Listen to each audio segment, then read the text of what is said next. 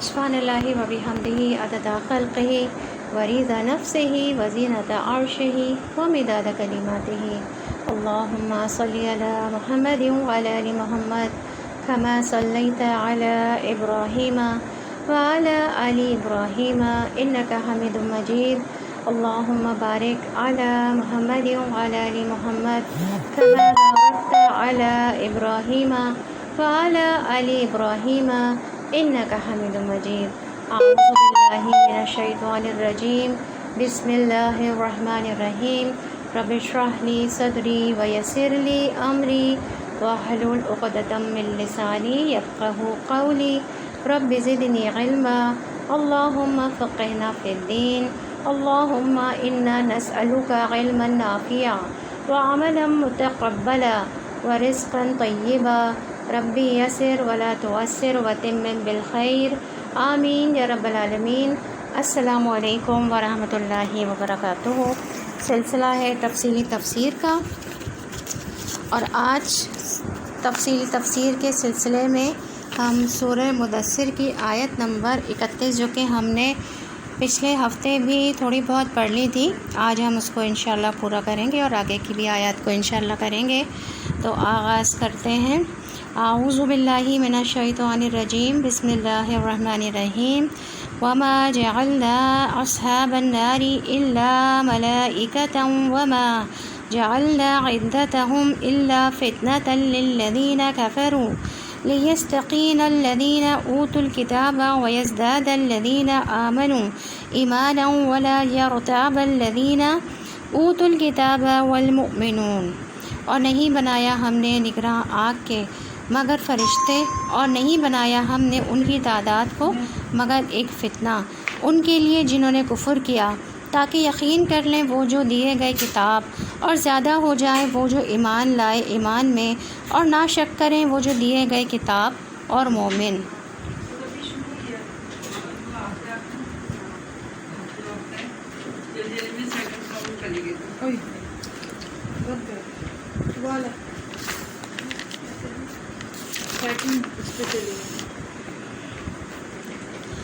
तो यहाँ पे आयत में कहा गया है, और नहीं बनाया हमने निगरां आग के मगर फ़रिश्ते, और नहीं बनाया हमने उनकी तादाद को मगर एक फ़ितना। फ़ितना कहते हैं आजमाइश को, यानी कि आजमाइश हमने नहीं बनाया उनकी तादाद को, और उनके लिए जिन्होंने कुफ़र किया, यानी जिन्होंने कुफ़र किया उनके लिए हमने उनकी तादाद को एक फ़ितना बना दिया।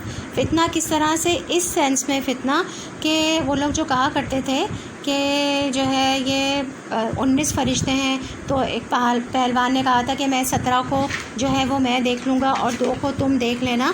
तो इस तरह से उनके लिए फ़ितना बन गई थी जो इन्होंने कुफ़र किया।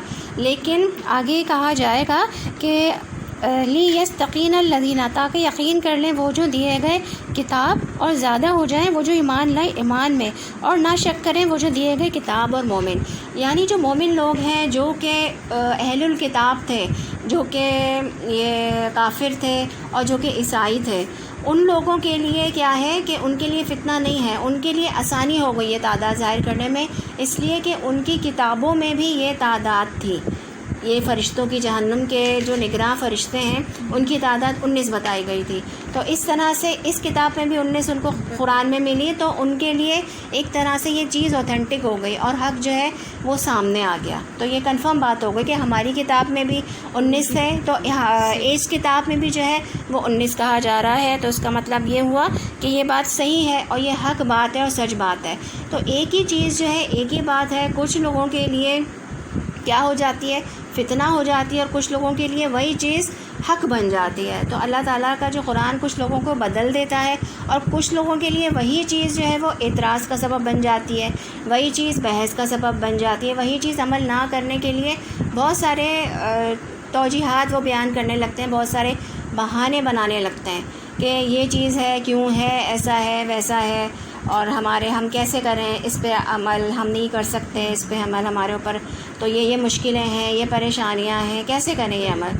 तो अमल करना उनके लिए फिर क्या होता है, मुश्किल हो जाता है उन लोगों के लिए। वो कभी वो बहाने बनाते हैं कि हमारे घर में देवर हैं, हमारे घर में ये हैं, वो हैं, ये बहाने होते हैं। तो हालांकि उन्हें सब पता है घर ये कुरान क्या कह रहा है, تو سب انہیں بہانے ہوتے ہیں سارے کے سارے نا. تو یہ جب جس نے عمل نہیں کرنا ہوتا تو پھر وہ اس طرح سے بہانے بناتا ہے. کیونکہ جب آپ کے پاس اتھارٹی ہے، اتھارٹی ہے، سب آپ کر سکتے ہو، آپ کے پاس ہے، آپ کا گھر ہے، سب کچھ ہے، بچے آپ کے ہیں، تو آپ کو ضروری ہے کہ آپ اس پر عمل کریں. اگر نہیں کرتے ہیں آپ عمل تو پھر یہ کیا ہے، آپ نے تکذیب کی نا، جھٹلایا، آپ نے اللہ تعالیٰ کی آیات کو جھٹلا دیا. تو یہی بات یہاں پہ کہی جا رہی ہے کہ ان لوگوں کی سوچ جو ہے نا وہ کیا تھی، وہ چھوٹی تھی. ایسے لوگوں کی سوچ جو ہوتی ہے کیا ہوتی ہے، چھوٹی ہوتی ہے. اور پھر وہ لوگ تو مذاق بھی اڑایا کرتے تھے کہ ہم نمٹ لیں گے ان کو. لیکن ہم نے یہ گنتی کیوں بتائی کہ یقین کر لیں جن کو کتاب دی گئی ان کی کتابوں میں بھی یہی تعداد تھی، تو ان کو اس قرآن پر یقین آسان ہو جائے، تو ایمان والوں کا ایمان بڑھ جائے. پچھلی کتابوں کی بھی تصدیق ہو رہی تھی. تو علم کی مماثلت جو ہے وہ انسان کے ایمان کو مضبوط کرتی ہے، تاکہ مومن اس پر شک نہ کریں کہ پیغمبر سچا ہے، یعنی کہ پیغمبر کی سچائی پر شک نہ کریں. ان کے لیے کنفرم ہو گئی نا ایک بات. لیکن وہ لوگ جن کے دلوں میں بیماری ہے، اور وہ لوگ جو کہ کافر ہیں، یعنی منافق اور کافر دونوں کی بات ہو رہی ہے یہاں پہ، وہ ایسا نقطہ نکال کر لے آتے ہیں کہ مؤثر سے مؤثر بات بھی کیا ہو جاتی ہے، دھری سے دھری رہ جاتی ہے. ٹھیک ہے نا، پور پیچھے ہو جاتی ہے. تو حقیقت جو ہے وہ بدل دیتے ہیں. وہ تو کافر کیا کہیں گے کہ اللہ یہ مثالیں کیوں دے رہا ہے، مطلب وہ قرآن پر بھی اعتراض کر رہے ہوتے ہیں کہ ایسا کیوں ہے قرآن میں، اتنا نہیں ہونا چاہیے تھا. یہ تمام چیزیں ہوتی ہیں. چیز ایک ہی ہوتی ہے، کچھ کے لیے ہدایت ہوتی ہے اور کچھ کے لیے گمراہی کا ذریعہ بن جاتی ہے. کچھ کہتے ہیں کہ یہ ہدایت ہے اور کچھ کہتے ہیں کہ برین واش کیا جا رہا ہے. اتنا زیادہ کیوں ہے، اتنا ایکسٹریمزم کیوں ہے، کیا ضرورت ہے اتنا قرآن پڑھنے کی؟ نہیں پڑھیں، بس ایک دفعہ پڑھ تو لیا، تھوڑا بہت پڑھیں بس کافی ہے، اتنا زیادہ پڑھنے کی کیا ضرورت ہے. یہ چیز بھی کہی جاتی ہے. بہت سارے مسلمان گھرانوں میں ایسی باتیں کی جاتی ہیں. تو وہ کہتے ہیں کہ یہ برین واشنگ ہے، مکمل طور پر نہیں ہونا چاہیے، بس تھوڑا سا لو، اور دنیا بھی تو ہے، دنیا بھی ساتھ چلانی ہے. تو سنجیدگی نہیں ہوتی، شوق نہیں ہوتا، لگن نہیں ہوتی. تو جب سنجیدگی، شوق اور لگن کسی بھی چیز کے لیے ہوتی ہے تو وہ اس کی بہتر سمجھ کی راہ ہموار کرتی ہے. جب انسان سنجیدہ ہوتا ہے، جب شوق ہوتا ہے، تو پھر وہ اس کے لیے راہ ہموار کرتی ہے، اس کی سنجیدگی اور اس کا شوق جو اس کے لیے راہ ہموار کرتی ہے.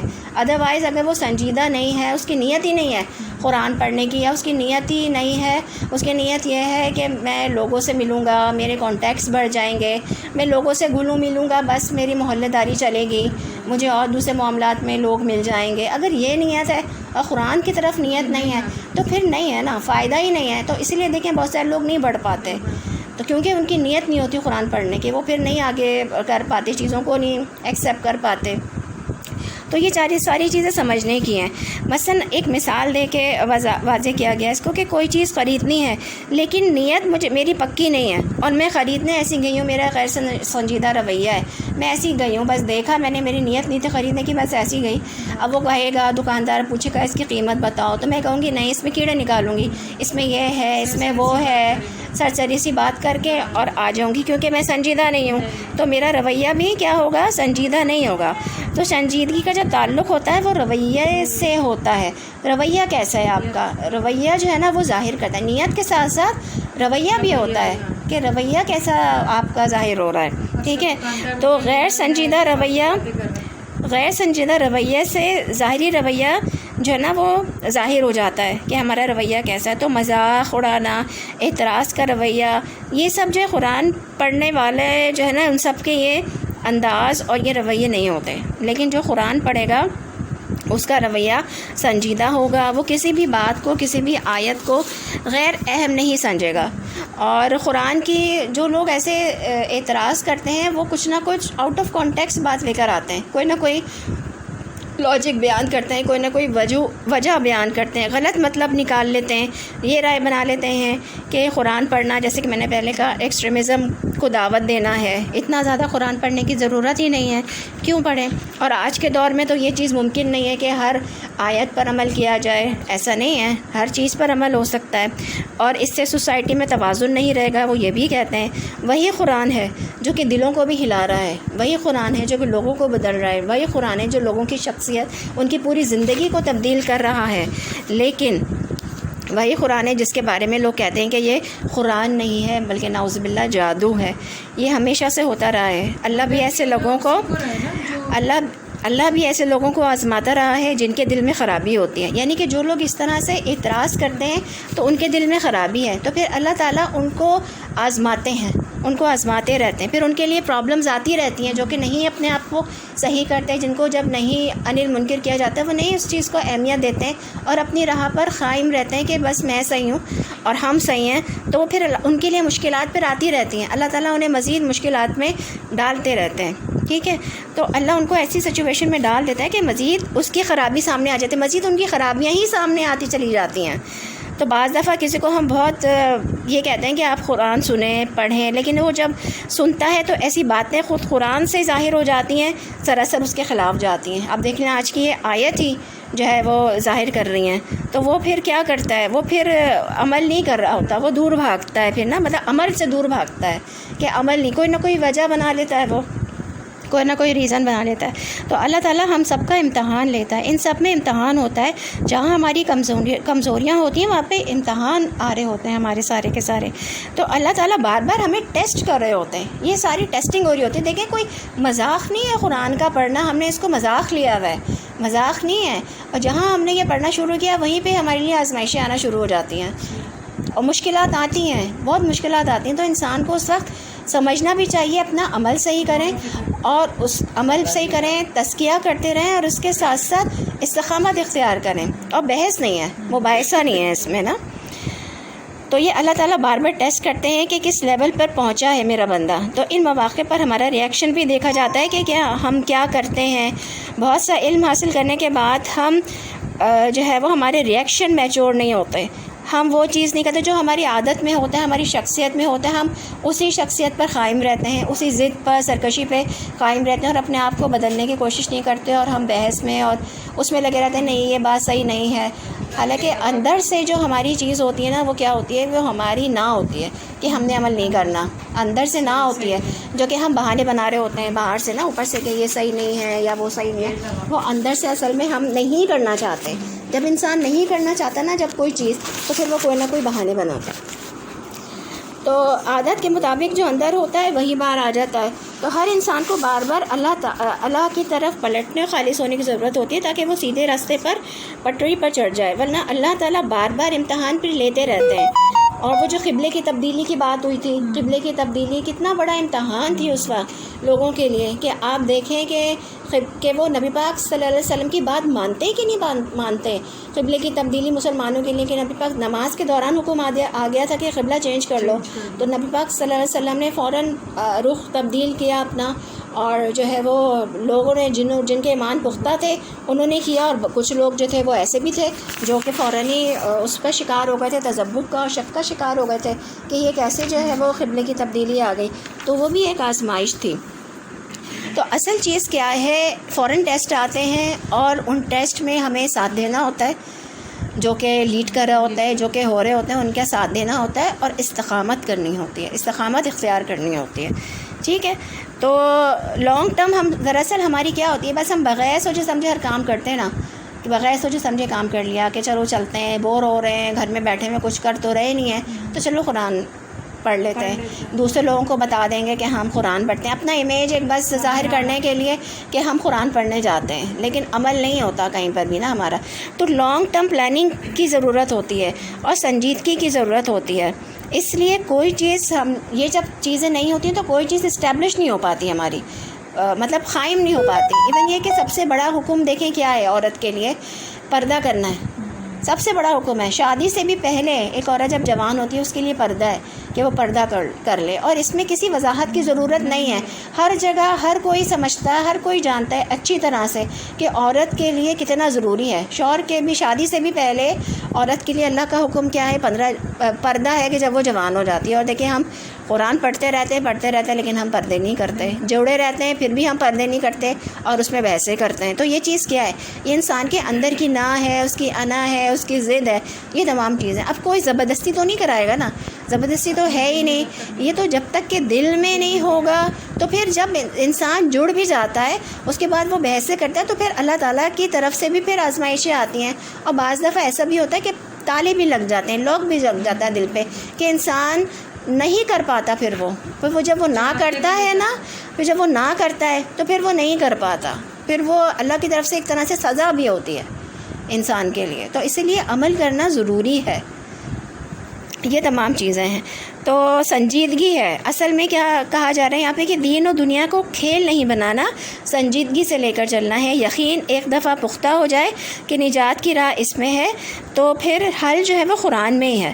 پھر وہ کیسے سنجیدہ نہیں ہو سکتے؟ یہ امتحان ہے، امتحان میں ڈال کر آزماتا ہے اللہ تعالیٰ. تو جو نکل جائے پھر وہ آگے بڑھتا ہے، جو اس سے نکل جاتا ہے تو پھر وہ آگے بڑھتا ہے، اور جو نہیں نکل پاتا تو پھر وہ کیا کرتا ہے، وہ بحثوں میں ہی بھی پڑ جاتا ہے تو پھر وہ پیچھے رہ جاتا ہے. تو جن کے دلوں میں بیماری ہے، بس جس کو اللہ چاہتا ہے اور اس کو بھٹکا دیتا ہے. یہ کتنی بڑی بات ہے جو یہاں پہ کہی گئی ہے نا. آپ یہ دیکھیں کہ یہیں پہ ہی پھر ہماری جو ہے وہ ہدایت بھی مل جاتی ہے. یہیں پہ کچھ لوگوں کو، یہیں پہ کچھ لوگ اپنا راستہ بھی کھو دیتے ہیں. اللہ تعالیٰ پھر ان کو ہدایت بھی نہیں دیتا. یہی کہا جا رہا ہے وَلِيَقُولَ الَّذِينَ فِي قُلُوبِهِم مَرَضٌ وَالْكَافِرُونَ مَاذَا أَرَادَ اللَّهُ بِهَذَا مَثَلًا. اور تاکہ کہیں وہ لوگ جن کے دلوں میں بیماری ہے اور کافر کیا کچھ ارادہ کیا اللہ نے ساتھ اس مثال کے، کہ یعنی کہ وہ کیا کہیں گے جن کے دلوں میں بیماری ہے اور کافر کیا کہیں گے کہ اللہ نے اس مثال کے ساتھ، یہ جو مثال بیان کی کہ 19 فرشتے ہیں، کہ اللہ نے کیا ارادہ کیا، یہ 19 فرشتوں کی تعداد بتا کر کیا ارادہ کیا. اسی طرح بھٹکا دیتا ہے اللہ جسے وہ چاہتا ہے، اور وہ یہادی من یشاء، اور جسے وہ چاہتا ہے وہ ہدایت دے دیتا ہے. یعنی کہ وہ لوگ جو ایمان والے تھے، جو کہ جن کی کتابیں تھیں، اہل کتاب تھے، عیسائی تھے، یہودی تھے، ان کی کتابوں میں بھی 19 تعداد تھی، اور انہوں نے کیا کیا، ان کے تو ایمان میں اضافہ ہو گیا، ان کا ایمان پختہ ہو گیا، ان کا کنفرمیشن ہو گئی کہ ہماری کتاب میں بھی 19 تعداد تھی، اب اس کتاب میں بھی 19 کہی جا رہی ہے. تو کیا وہ ان کے تو ایمان میں اضافہ ہوا، ان کی ہدایت میں اضافہ ہوا، ان کے یقین میں اضافہ ہوا. انہوں نے پیغمبر پر یقین اور ایمان اور حق سچ ہو گیا ان کا. اور جبکہ جنہوں نے یقین نہیں کرنا تھا، جنہوں نے بہانے بنائے تھے، بحثیں کی تھی، ان کا کام کیا ہوا، وہ مزید شک میں پڑ گئے. وما یعلم جنود ربی کا، اور نہیں جانتا لشکروں کو آپ کے رب، الا مگر ہوا وہی، وما ہی، اور نہیں وہ، الا مگر ذکر، نصیحت للبشری، انسان کے لیے. اور یعنی کہ کوئی نہیں جانتا اللہ تعالیٰ کے لشکروں کو آپ کے رب کے مگر وہی، اور نہیں مگر وہ نصیحت انسان کے لیے. کلا ہرگز نہیں، والقمر، قمری قسم ہے چاند کی. اچھا یہاں پہ 31 پہ ہمارا ایک رکوع مکمل ہو رہا ہے. اب یہاں پہ یہ جو کہا گیا ہے نا کہ نہیں جانتا لشکروں کو آپ کے رب کے مگر وہی، تو اللہ کے لشکر جو ہیں وہ بہت سارے ہیں، کوئی نہیں جانتا. اللہ تعالیٰ نے خود فرما دیا قرآن پاک میں کہ میرے لشکروں کو کوئی بھی نہیں جانتا. اب وہ لشکر جو ہیں وہ انسانوں میں سے بھی ہو سکتے ہیں، وہ لشکر جو ہے وہ فرشتوں میں سے بھی ہو سکتے ہیں، اور وہ لشکر جو ہے وہ کسی بھی مخلوق جنوں میں سے بھی ہو سکتے ہیں، وہ لشکر کسی بھی مخلوق میں سے ہو سکتے ہیں. تو آپ دیکھیں کہ جب مکے پر حملے کا ارادہ کیا گیا تھا اور ہاتھیوں کو فوج لے کر پہنچے تھے وہاں پہ، اور اللہ تعالیٰ نے کیا کیا تھا کہ ابابیلوں کے ذریعے سے ہاتھیوں کو بھی مروا دیا تھا. اور ابابیلوں کی شکل میں بھی اللہ تعالیٰ کے لشکر ہو سکتے ہیں کہ وہ ہاتھیوں کی جو فوج آئی تھی کعبہ کو ڈھانے کے لیے، تو وہ ابابیل اتنا چھوٹا سا پرندہ ہے، اور وہ پتھر لے کر، کنکر لے کر آیا تھا، اور اس کے ذریعے سے ہاتھی جو ہے وہ تباہ اور برباد ہو گئے تھے. تو کہاں ہاتھی اور کہاں ابابیل؟ تو وہ اپنے کام کے لیے چڑیوں کو بھی پتھر دے کر ہاتھی کو مروا سکتا ہے، اپنا کام کروا سکتا ہے. تو اللہ تعالیٰ کے تو لشکر ہیں، انسانوں میں سے بھی ہو سکتے ہیں، پرندوں میں سے بھی ہو سکتے ہیں، اور کہیں سے بھی ہو سکتے ہیں، جنات میں سے بھی ہو سکتے ہیں. بہت سارے اللہ تعالیٰ کے مخلوق، ایسی مخلوق ہے زمین و آسمان میں پھیلی ہوئی جن کے بارے میں تو ہمیں پتہ ہی نہیں ہے. ابھی تو ایسی مخلوق ہے نا، کچھ کو ہم جانتے ہیں جو کہ نون ہے، زمین میں، سمندر میں، پرندے ہیں، ہوا میں ہیں. بہت ساری ایسی مخلوق ہے جن کے بارے میں تو انسان کو پتہ ہی نہیں ہے.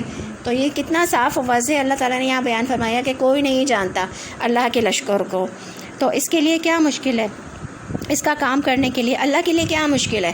اللہ کا کام کرنے کے لیے اور اس کے احکامات پر عمل کرنے کے لیے بڑے لشکر موجود ہیں. اور نہیں ہے یہ یاد دہانی انسان کے لیے، یعنی یہ النار، یہ آگ، یہ جہنم ایک نصیحت ہے. یہ جو کہا گیا ہے نا کہ وما ہی الا ذکر للبشری، اور نہیں وہ مگر نصیحت انسان کے لیے. یعنی کہ جہنم اور آگ جو ہے وہ انسان کے لیے کیا ہے، ایک نصیحت ہے.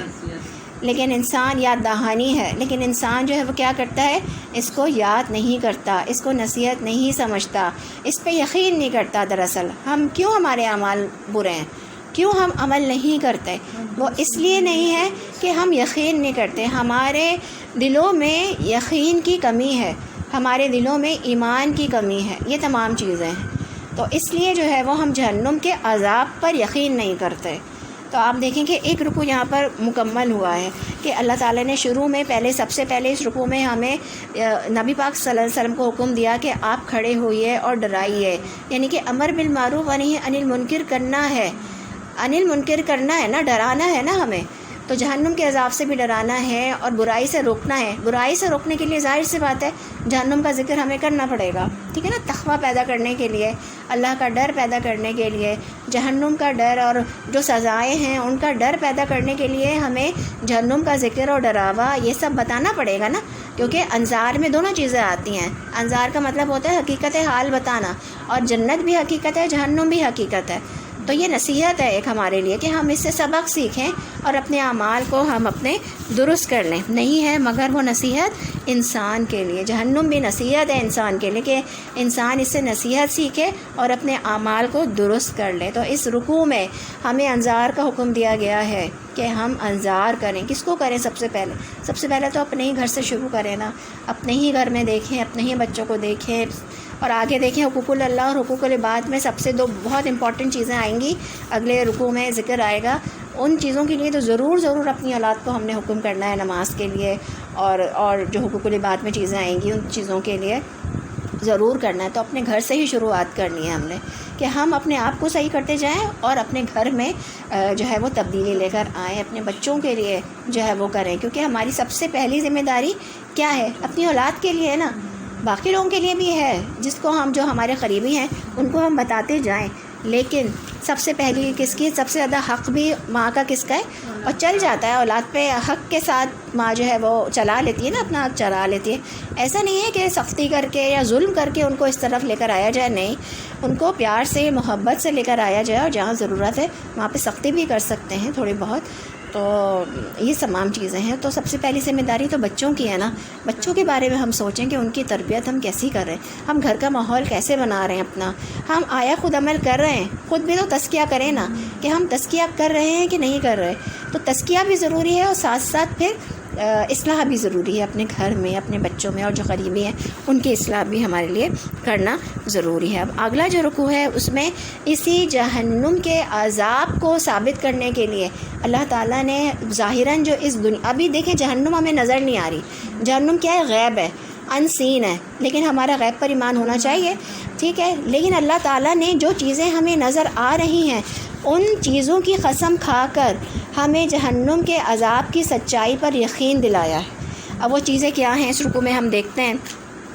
کلا والقمری، اور ہرگز نہیں قسم ہے چاند کی، واللیل اذ ادبرا، اور رات کی جب وہ پلٹ جائے، والصبح، اور صبح کی، اذا جب اسفرا وہ روشن ہو جائے، انہا بلا شبہ وہ جہنم، لإحدی الکبری البتہ ایک ہے بہت بڑی چیزوں میں سے۔ تو جہنم کو بلا کہا گیا کہ وہ ایک بہت بڑی چیز ہے، بلا شبہ کیا ہے؟ قسم کس کی کھائی گئی؟ قمر کی، چاند کی۔ چاند ہر ایک کو نظر آتا ہے نا، آج ہم چاند کو دیکھتے ہیں، جہنم نظر نہیں آ رہی ہے لیکن چاند نظر آ رہا ہے، دیکھتے ہیں نا جب چاند نظر آتا ہے تو اللہ تعالیٰ نے اس کی قسم کھائی جہنم کو کا یقین دلانے کے لیے اپنے بندوں کو کہ قسم ہے چاند کی، اور واللیلی، اور رات کی۔ رات بھی سب کو نظر آتی ہے نا، اندھیرا ہو جاتا ہے، سب کو نظر آتا ہے، اللہ کی نشانی ہے۔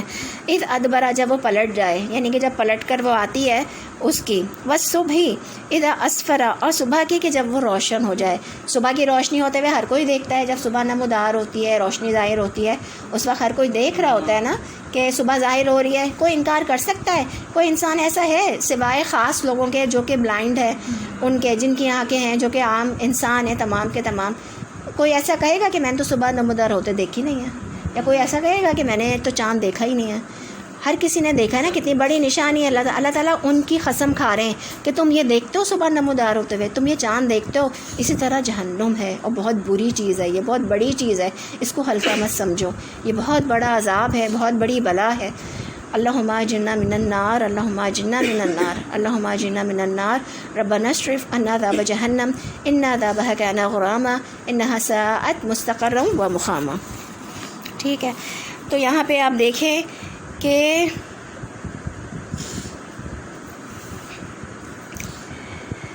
اللہ تعالیٰ نے کس طرح سے جو چیزیں انسان کو نظر آ رہی ہیں، سورج کے طلوع ہونے کی قسم کھائی، جب نور پھوٹ پڑتا ہے، یہ وہ نشانیاں ہیں کہ جن سے انسان جو ہے وہ غافل نہیں ہو سکتا۔ جب چاند طلوع ہوتا ہے اتنا خوبصورت ہوتا ہے، ہر کوئی اس کو دیکھتا ہے، اور جب صبح روشن ہو جاتی ہے تو کوئی بھی شخص اندھیرے میں نہیں ہوتا، ہر چیز صاف نظر آتی ہے۔ چاند کی روشنی اور جو روشنی ہے اس کی قسم کھا کر کہا جا رہا ہے کہ وہ جہنم بڑی آفتوں میں سے ایک آفت ہے، اور جس نے صبح چاند بنایا اسی نے جہنم بھی بنائی ہے۔ صبح روشن جس نے کی ہے اسی رب نے جہنم بنائی ہے، اس کا تو سوچ لو، اس پہ غور و فکر کرو، اس کے عذاب سے ڈر لو۔ تو وہ لوگ یہ جو ان کا انداز تھا کہ فرشتوں کا مذاق اڑا رہے تھے، ان کی تعداد کا مذاق اڑا رہے تھے، اس طرح جو کر رہے تھے، وہ کیا اللہ تعالیٰ نے ان کو یقین دلانے کے لیے کہ دیکھو تم چاند دیکھتے ہو، تم صبح نمودار ہوتے ہوئے دیکھتے ہو، تم رات کو دیکھتے ہو، یہ چیزیں بھی تو میں نے ہی بنائی ہیں نا۔ تو جب میں نے ان کا تذکرہ کر رہا ہوں، یہ میں نے بنائی ہے، تو پھر جب میں جہنم کا تذکرہ کر رہا ہوں تو تم میری اس چیز پر یقین کیوں نہیں کر رہے ہو؟ تمہیں میری اس چیز پر بھی یقین کرنا ہے، جہنم کے عذاب کا بھی یقین کرنا ہے، تو وہ ڈیفینیٹلی وہ چیز ہو کے رہے گی۔ تو پھر جب تک کہ تم اپنے اعمال درست نہیں کرو گے، اس وقت اس کا مطلب یہ ہے کہ تمہارے اندر تقویٰ نہیں ہے۔ تو اصل چیز کیا ہے؟ تقویٰ ہے، اللہ کا ڈر ہے، اللہ کے عذاب کا ڈر ہے، جہنم کا ڈر ہے۔ تو یہ تمام چیزیں انسان کو اپنے اندر پیدا کرنی ہے۔ جب تک کہ انسان کے دل میں آخرت کا خوف نہیں ہوگا، جہنم کا خوف نہیں ہوگا، اللہ کا ڈر نہیں ہوگا، جہنم بھی اللہ نے بنائی ہے، آخرت کا دن بھی اللہ تعالیٰ لے کر آئیں گے، تو جب تک کہ اللہ ہی کا نہیں ڈر ہوگا، خوف ہوگا، تو پھر انسان کے دل میں تقویٰ کہاں سے ہوگا؟ تو انسان کے دل میں جہنم کی بات، اس کا خوف، اس کی سزاؤں کا خوف کہاں سے آئے گا؟ اور اس کا عمل کیسے درست ہوگا؟ اس کا عمل درست نہیں ہو سکے گا۔ تو یہ تمام چیزیں اللہ تعالیٰ دیکھیں کتنا واضح کر رہے ہیں، اور چیزوں کو کس طرح بیان کر رہے ہیں جو کہ انسان کو نظر آ رہی ہیں، ان کی مثالیں بیان کر کے سزاؤں کی اہمیت اور ان کی یہ چیز بتائی جا رہی ہے کہ وہ بھی ایک حقیقت ہے، وہ بلا شبہ تمہیں ابھی نظر نہیں آ رہی ہیں، وہ چھپی ہوئی ہیں، بے شک وہ اللہ تعالیٰ بنا چکے ہیں ان کو، لیکن وہ بھی انسان کی نظروں سے چھپی ہوئی ہیں، اور جب وہ ظاہر ہوگی تو انسان پھر کی تو آنکھیں پھر پھٹی کی پھٹی رہ جائیں گی۔ اس وقت تو اب قیامت نمودار ہوگی، آخرت نمودار ہوگی، اس وقت جب آسمانی پھٹے گا اور سورج اور یہ سب چیزیں جب ہوں گی، تو اس انسان جو اس وقت کے ہوں گے ان کی تو آنکھیں اسی وقت پھٹی کی پھٹی رہ جائیں گی کہ یہ کیا ہو رہا ہے اس وقت، یہ دنیا اور یہ جو ابھی دیکھیں کائنات جو ہے نا اسٹیبلشڈ ہے، ایک کیا کہنا چاہیے، مقرر ہے، قائم ہے، تو قائم ہے نا، تو اس وقت کیا ہوگا؟ قیامت میں یہ چیز ختم قائم نہیں رہے گی نا یہ چیز۔ تو انسان کتنے عرصے سے یہ ساری چیزیں دیکھ رہا ہے، ایسی ہو رہی ہیں، ایسی موجود ہے، زمین ایسی موجود ہے عرصے سے، آسمان ایسی موجود ہے، آسمان کو پھٹتے ہوئے جب دیکھے گا تو اس کے تو ہوش اٹھ جائیں گے، وہ پتھرا جائیں گی نا آنکھیں ایک دوسری جگہ پہ آتا ہے کہ آنکھیں پتھرا جائیں گی جو لوگ اس وقت دیکھ رہے ہوں گے اس وقت۔ تو اللہ تعالیٰ ہمیں جہنم کے عذاب سے بچائے، ہمیں وہ اعمال کرنے کی توفیق نصیب فرمائے جو کہ ہمیں جہنم سے بچا سکیں، آمین یا رب العالمین۔ اب یہاں پہ جو کہا گیا ہے نا کبر، بہت بڑی چیزوں میں سے، تو یہ کبرا کی جمع ہے، تو انسان کے لیے کیا ہے؟ یہ ڈراوا ہے۔ اب آگے آیت میں کہا جا رہا ہے نذیراً للبشر، ڈرانے والی ہے انسان کو، یعنی جہنم انسان کے لیے ڈرانے والی ہے، ٹھیک ہے۔ تو یہاں جہنم ایک ڈراوا ہے انسان کے لیے۔ پیچھے جہنم کیا کہا گیا تھا؟ ایک یاد دہانی ہے، نصیحت ہے کہ تم اس سے نصیحت پکڑ لو، تم نصیحت پکڑ لو اور اپنے اعمال کو درست کر لو۔ اب ڈرایا جا رہا ہے کہ دیکھو بہت بڑی ہے اور بہت بڑی چیز ہے، بہت بڑی بلا ہے، بہت بڑی آفت ہے، تو اب تو ڈر جاؤ۔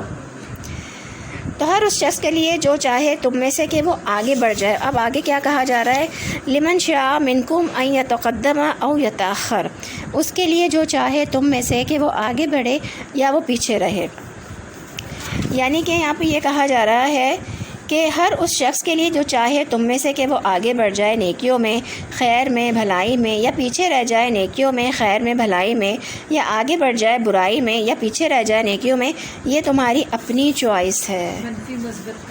ہاں، یہ تمہاری اپنی چوائس ہے کہ تمہارے اوپر ہے کہ تم اگر چاہو تو تم نیکیوں میں آگے بڑھ جاؤ، یعنی کہ تم نصیحت کو اختیار کر لو، برائیوں سے رک جاؤ اور نیکیوں کو اختیار کر لو، اور چاہو تو تم پیچھے رہ جاؤ، یعنی کہ برائیاں جو کر رہے ہو وہ برائیاں ویسی کی ویسی کرتے رہو، قرآن پڑھنے کے بعد بھی وہی برائیاں کرتے رہو اور نیکیوں میں آگے نہیں بڑھو۔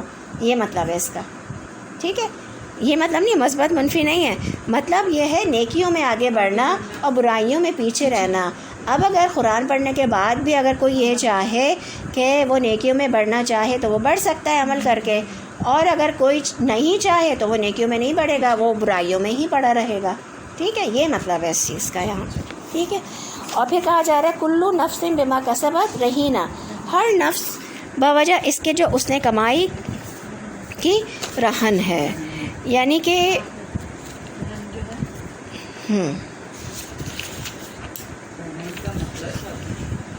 آخرت کا ہی ہو گیا نا، ایک رہن رکھنا۔ ایک منٹ رک جائیں ذرا، ایک منٹ۔ ہر نفس اپنی کمائی کے بدلے رہن ہے، یعنی ہر انسان اللہ کے ہاں گروی ہے، یعنی کہ ہم پھنسے ہوئے ہیں، آلریڈی ہم پھنسے ہوئے ہیں، اور اچھے عمل لے جاؤ اور اپنے آپ کو چھڑا لو۔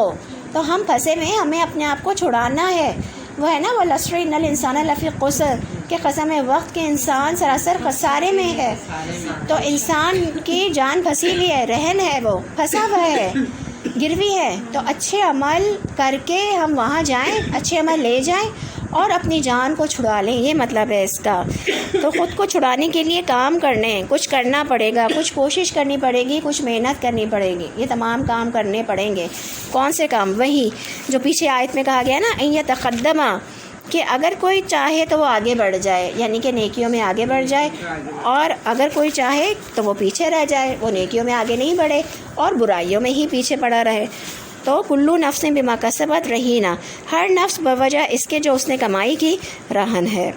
اب آگے آیت میں کہا جا رہا ہے الا اصحاب الیمین، سوائے دائیں ہاتھ والوں کے۔ اب دائیں ہاتھ والے اصحاب الیمین کے بارے میں ہم نے سورہ واقعہ میں کتنا ڈیٹیل میں پڑھا کہ دائیں ہاتھ والے، ان کی تعریف بیان کی گئی کہ کیا ہیں دائیں ہاتھ والے، اور وہی انہی کے بارے میں کہا گیا کہ وہ مقرب ہیں۔ اور دائیں ہاتھ والے کیوں؟ کیونکہ وہ السابقون الاولون ہوتے ہیں، وہ سب سے آگے ہوتے ہیں، نیکیوں میں آگے بڑھنے والے ہوتے ہیں، وہ مقدم ہوتے ہیں، آگے ہوتے ہیں، یعنی کہ جیسی کوئی نیکی کا موقع آتا ہے تو وہ آگے بڑھ کر نیکی کر رہے ہوتے ہیں دائیں ہاتھ والے۔ کوئی موقع جو ہے، حتیٰ کہ کوئی مطلب کوئی بہت زیادہ اگر ریزن ہے، کوئی جینوئن ریزن ہے، اس کے علاوہ کوئی ایمرجنسی کنڈیشن ہے، اس کے علاوہ اس کو چھوڑ کے نیت تو کر لیتے ہیں نا کم از کم کہ ہاں ہم کریں گے، یا سرے سے منع تو نہیں کر دیتے نا کہ نہیں ہم تو نہیں کریں گے، کیا یہ تو ہے ہی نہیں قرآن میں، ایسا تو نہیں کہتے نا کہ یہ تو ہے ہی نہیں قرآن میں، بحث تو نہیں کرتے نا۔ تو وہ کہتے ہیں کہ وہ کم از کم ہم نہیں کر پا رہے تو ہم نیت تو کر لیتے ہیں کہ ہاں میں کروں گی یا کروں گا، اور پھر وہ اس کے لیے دعا کرتے ہیں اور پھر کوشش بھی کرتے ہیں، ٹھیک ہے؟ تو وہ ہیں اصحاب الیمین۔ تو کیا کہا جا رہا ہے کہ سوائے ان کے، ہر نفس بوجہ اس کے جو اس نے کمائی کی رہن پھنسا ہوا ہے، لیکن کون نہیں پھنسا ہوا؟ جو کہ ان یتقدما، کہ جو آگے بڑھنے والے، اور جو اصحاب الیمین ہے دائیں ہاتھ والے۔ دائیں ہاتھ والوں کی ایک بہت اسپیسیفک خصوصیت ہے، السابقون الاولون، سب سے آگے ہوتے ہیں، آگے بڑھنے والے ہوتے ہیں وہ، ٹھیک ہے؟ تو یہ بہت اہم ان کی ہو کہ فوراً کرتے ہیں وہ اس کام کو۔ سوائے اصحاب الیمین کے، دائیں ہاتھ والے ڈھیروں نیکیاں لائیں گے اور اپنی جان کو چھڑا لیں گے۔ فی جناتین، باغات میں، یتساءلون، سوال کر رہے ہوں گے، تو جنتوں میں آپس میں پوچھیں گے، ایک دوسرے سے سوال کر رہے ہوں گے عن المجرمین، مجرموں کے بارے میں۔ اب دیکھیں یہاں پہ ان آیات میں دائیں ہاتھ والوں کی بات آئی، جہنم کا تذکرہ آیا، عذاب کی بات آئی، اصحاب الیمین کے بارے میں بات آیا کہ وہ گروی نہیں ہیں، جو کہ نیکیوں میں پیش قدمی کرنے والے ہیں، ٹھیک ہے؟ دائیں ہاتھ والے ہیں، وہ نیکیوں میں پیش قدمی کرنے والے ہیں۔ اب وہ ان کے بارے میں کہا جا رہا ہے، آخرت کی بات بتائی جا رہی ہے، جب جہنم میں لوگ پہنچ جائیں گے اس وقت کی بات بتائی جا رہی ہے کہ یہ لوگ بیٹھ کر باتیں کر رہے ہوں گے جنتوں میں، آپس میں پوچھیں گے کس کے بارے میں؟ مجرموں کے بارے میں بات کریں گے، یعنی کہ جنت والے جہنم والوں سے پوچھیں گے اور ان سے بات کریں گے، ما سلککم فی سقر، کس چیز نے داخل کیا تمہیں دوزخ میں؟ جنت والے دوزخ والوں سے پوچھیں گے، یہ مستقبل کی بات بتائی جا رہی ہے، اب یہ چیز ہوئی نہیں ہے، یہ چیز ہوگی، ابھی پوچھیں گے۔ جہنم والوں سے جنت میں جا کے کس طرح پوچھ رہے ہیں؟ پڑھیں گے ہم انشاءاللہ آگے، ٹھیک ہے؟ تو جنت والے جہنم والوں سے پوچھیں گے، سوال کریں گے کہ کس چیز سے داخل کیا تمہیں دوزخ میں، کہ تمہیں کس چیز سے تمہیں دوزخ میں داخل کر دیا؟ تو وہ کیا کہیں گے؟ جہنم والے کیا کہیں گے؟ قالوا لم نکو من المصلین، وہ کہیں گے نہ تھے ہم نماز پڑھنے والے، ہم نماز نہیں پڑھتے تھے۔ یہ نہیں کہا انہوں نے کہ ہم ایمان نہیں لائے تھے، ہم نے کفر کیا تھا، ہم اسلام نہیں لائے تھے، نہیں، اسلام لانے والے ہی کہیں گے کہ ہم نماز پڑھنے والوں میں سے نہیں تھے۔ مسلمان تو تھے مگر نماز نہیں پڑھتے تھے۔ یہ وہ جہنم میں پہنچے ہوئے ہوں گے، وہ کہیں گے۔ یہ نہیں کہا کہ ہم ایمان نہیں لائے تھے، ہم کافر ہیں، اور لوگوں سے بولو یہ کہیں گے کہ نہ تھے ہم نماز پڑھنے والوں میں سے۔ دیکھیں تو یہ ہمارا حال ہوگا۔ تو کون کہتا ہے کہ اتنے آرام سے لوگ کہہ دیتے ہیں کہ جہنم میں ہم جائیں گے اور جا کے راؤنڈ لگا کے واپس آ جائیں گے؟ اتنے آرام سے لوگ کہہ دیتے ہیں کہ مسلمانوں کے لیے تو جنت تو ہے، ٹھیک ہے؟ تو کیا ہے نماز پڑھنے والے؟ ہم نماز پڑھنے والوں میں سے نہ تھے۔ ولم نکو نطعم المسکین، اور نہ تھے ہم کھانا کھلاتے مسکین کو، اور ہم مسکین کو کھانا کھلاتے نہیں تھے۔ نماز پڑھنا کس میں آ گیا؟ حقوق اللہ میں، اور کھانا کھلانا کس میں آ گیا؟ حقوق العباد میں۔ تو حقوق العباد میں سب سے بڑی چیز کیا ہوئی؟ کھانا کھلانا، بھوک کو ختم کرنا، ٹھیک ہے نا؟ بھوکے کو کھانا کھلانا۔ اور حقوق اللہ میں سب سے بڑی چیز کیا ہو گئی؟ نماز پڑھ۔ تو وہ یہ کہیں گے کہ ہم نماز نہیں پڑھتے تھے۔ اللہ تعالیٰ ہم سب کو نماز پڑھنے کی، وقت پر صحیح طریقے سے نماز پڑھنے کی توفیق عطا فرمائے۔ تو یعنی جنت والے جہنمیوں سے پوچھیں گے کہ تم جہنم میں کیسے آ گئے، کیا سبب ہے؟ وہ کہیں گے ہم نماز پڑھنے والوں میں سے نہ تھے۔ وہ یہ نہیں کہیں گے کہ ہم ایمان نہیں لائے تھے، وہ یہ نہیں کہیں گے، بلکہ کیا کہیں گے؟ ہم نے نماز نہیں پڑھی تھی اور نماز نہیں پڑھتے تھے۔ کتنے مسلمان گھرانے ہیں جن میں سے لوگ نماز نہیں پڑھتے، نماز کو اہمیت ہی نہیں دیتے ہیں۔ کیا چیز چھڑائے گی؟ نماز چھڑائے گی۔ اور ہم مسکین کو کھانا نہ کھلاتے تھے، ایک طرف حقوق اللہ، دوسری طرف حقوق العباد کی پرواہ نہ کرتے تھے۔ آج کچھ لوگ نماز ادا کرتے ہیں لیکن مسکین کو کھانا کھلانا بھول جاتے ہیں، مسکین کے پیچھے ہیں، مسکین کو کھانا کھلاتے ہیں تو نمازوں کو بھول جاتے ہیں۔ بہت سارے لوگ ایسے ہیں کہ جو کہ بہت سوشل ورک کرتے ہیں، اتنے مصروف ہوتے ہیں لوگوں کے لیے لیکن اللہ کے حقوق نہیں دیتے۔ دیکھیں دونوں چیزیں قرآن پاک میں بیان کی جا رہی ہیں کہ نہیں صرف لوگوں کی عبادت ہے، انسان کا لوگ اکثر یہ بتاتے ہیں، سوشل ورکرز یہ بیان کرتے ہیں کہ انسان کی زندگی کا مقصد جو ہے وہ صرف اس کی مخلوق کی خدمت کرنا ہے، بس یہی عبادت ہے، اور حقوق اللہ کا پورا کرنا نہیں ہے۔ جبکہ یہاں پہ کتنی وضاحت کے ساتھ لکھا ہوا ہے، وہ جو کہہ رہے ہیں کہ ہم نماز، پہلے کیا آیا؟ حقوق اللہ کی بات آئی نا پہلے۔ اگر حقوق اللہ امپورٹنٹ نہیں ہوتے، عام نہیں ہوتے، تو یہ پہلی آیت کیوں ہوتی ہے یہاں پہ؟ حقوق اللہ کی بات پہلے کیوں ہوتی ہے یہاں پہ؟ حقوق اللہ کی بات ہے نا پہلے کہ ہم نماز نہیں پڑھتے تھے، اور پھر بات ہے حقوق العباد کی۔ تو لوگ تو بہت سارے کہتے ہیں کہ بس عبادت کیا ہے؟ لوگوں کی خدمت ہے، اور نماز پڑھو یا نہ پڑھو، ایسا کچھ نہیں ہے۔ قرآن پڑھیں گے تو پتہ چلے گا نا، قرآن تو پڑھتے ہی نہیں ہیں، علم تو حاصل کرتے ہی نہیں ہیں ہم۔ تو یہ تمام چیزیں، تو دوسری طرف حقوق العباد کی پرواہ نہ کرتے تھے، تو ہمارے پاس کوئی چوائس نہیں کہ ہم ان کو الگ الگ کر لیں، ہم الگ الگ نہیں کر سکتے۔ حقوق اللہ، حقوق العباد میں ہمیں دو بہت امپورٹنٹ چیزیں بتا دی گئیں، نماز کا پڑھنا اور مسکینوں کو کھانا کھلانا۔ تو یہ تمام چیزیں ہیں، ٹھیک ہے۔ اور اس کے بعد کیا کہا جا رہا ہے؟ وَكُنَّا نَخُوضُ الخائضین، اور تھے ہم بحث کرتے ساتھ بحث کرنے والوں کے، یعنی کہ ہم بحث کرنے والوں کے ساتھ بحث کیا کرتے تھے۔ اب یہ تیسرا جرم بتا رہے ہیں وہ۔ پہلا جرم کیا بتایا؟ ہم نماز نہیں پڑھتے تھے۔ دوسرا جرم کیا بتایا؟ کہ ہم مسکینوں کو کھانا نہیں کھلاتے تھے۔ اور تیسرا جرم کیا بتایا؟ کہ ہم بحث کیا کرتے تھے، یعنی کہ قرآن پہ بحث کیا کرتے تھے، کیڑے نکالے کرتے تھے اس میں، مختلف اس کی نا مطلب جب عمل نہیں کرنا ہوتا تو پھر کیا ہوتا ہے؟ اس میں بحث کی جاتی ہے، ہاں اس میں بحث کی جاتی ہے۔ تو ہم بحث کرتے تھے۔ اچھا یہاں پہ جو کہا جا رہا ہے الخائضین، خائضین جو ہے وہ نحوس ہے۔ نحوس کا مطلب ہوتا ہے پانی میں چلنا یا بہنا، مطلب مشغولیت ہے. جو شخص پانی میں رہتا ہے نا، مطلب تیراکی کرتا ہے، اس کو بڑا مزہ آتا ہے پانی میں چلنا اور تیرنا، پانی میں جانا. بڑی مشغولیت ہوتی ہے. لوگ جن کو سوئمنگ کا شوق ہوتا ہے وہ بڑے پانی میں گھس جاتے ہیں، پھر باہر آنے کا نام ہی نہیں لیتے سوئمنگ پول سے. تو ایک مشغلہ ہے یہ، ٹھیک ہے. تو یہ کہا جا رہا ہے کہ وہ کیا کرتے تھے کہ بحث کرنے کو کہا جا رہا ہے کہ مشغولیت ہے. بحث بھی کیا ہے؟ ایک مشغلہ ہے، دل پسند مشغلہ ہے کہ بس کسی ایک پوائنٹ کو اٹھا لینا اور اس پوائنٹ کے ذریعے پھر اس پر گھنٹوں بحث کرنا اور اپنی بات کو ثابت کرنا. آپ دیکھیں وہ جسے ہم ڈیبیٹ کہتے ہیں نا، ڈیبیٹ کہ اپنی چیز کو ثابت کرنا. حالانکہ دین میں جب ہم یہ دین کی بات کرتے ہیں نا، قرآن کی بات، یہ ڈیبیٹ نہیں ہے، یہ بیان ہے. یہ بیان ہے اور یہ گفتگو بھی نہیں ہے اور یہ ڈسکشن بھی نہیں ہوتا. اس لیے جب بیان کیا جا رہا ہوتا ہے نا، اس وقت خاموش رہنا چاہیے اور بیچ میں بولنا بھی نہیں چاہیے، اور تاکہ جو ہے وہ جو بیان کیا جا رہا ہے اس پہ فوکس رہے. اگر ہم بیچ میں بولتے ہیں تو بولنے سے بھی جو ہے وہ ڈسٹربنس ہوتی ہے، ٹھیک ہے. تو بیان جو ہے نا وہ ایک الگ چیز ہے، انداز ہے، یہ سننے کی بات ہے. اور جتنا زیادہ انسان خاموشی سے سنتا ہے اتنا ہی زیادہ اس کے دل پر اثر کرتی ہے بات جو ہے نا. تو ٹھیک ہے، اپنے اوپر بھی تھوڑا کنٹرول کرنا سنتے وقت، کہ خاموشی سے سننا ہے، دل میں اتارنا ہے اور بولنا اپنے اوپر کنٹرول کرنا ہے، ذرا بولنے پہ کنٹرول کرنا ہے، ٹھیک ہے. تو یہ تمام چیزیں ہیں. تو یہ بیان ہے، یہ ڈسکشن نہیں ہے. صحیح. تو حوض کا میں نے بتایا پانی میں چلنا، کھیلنا، مشغلہ.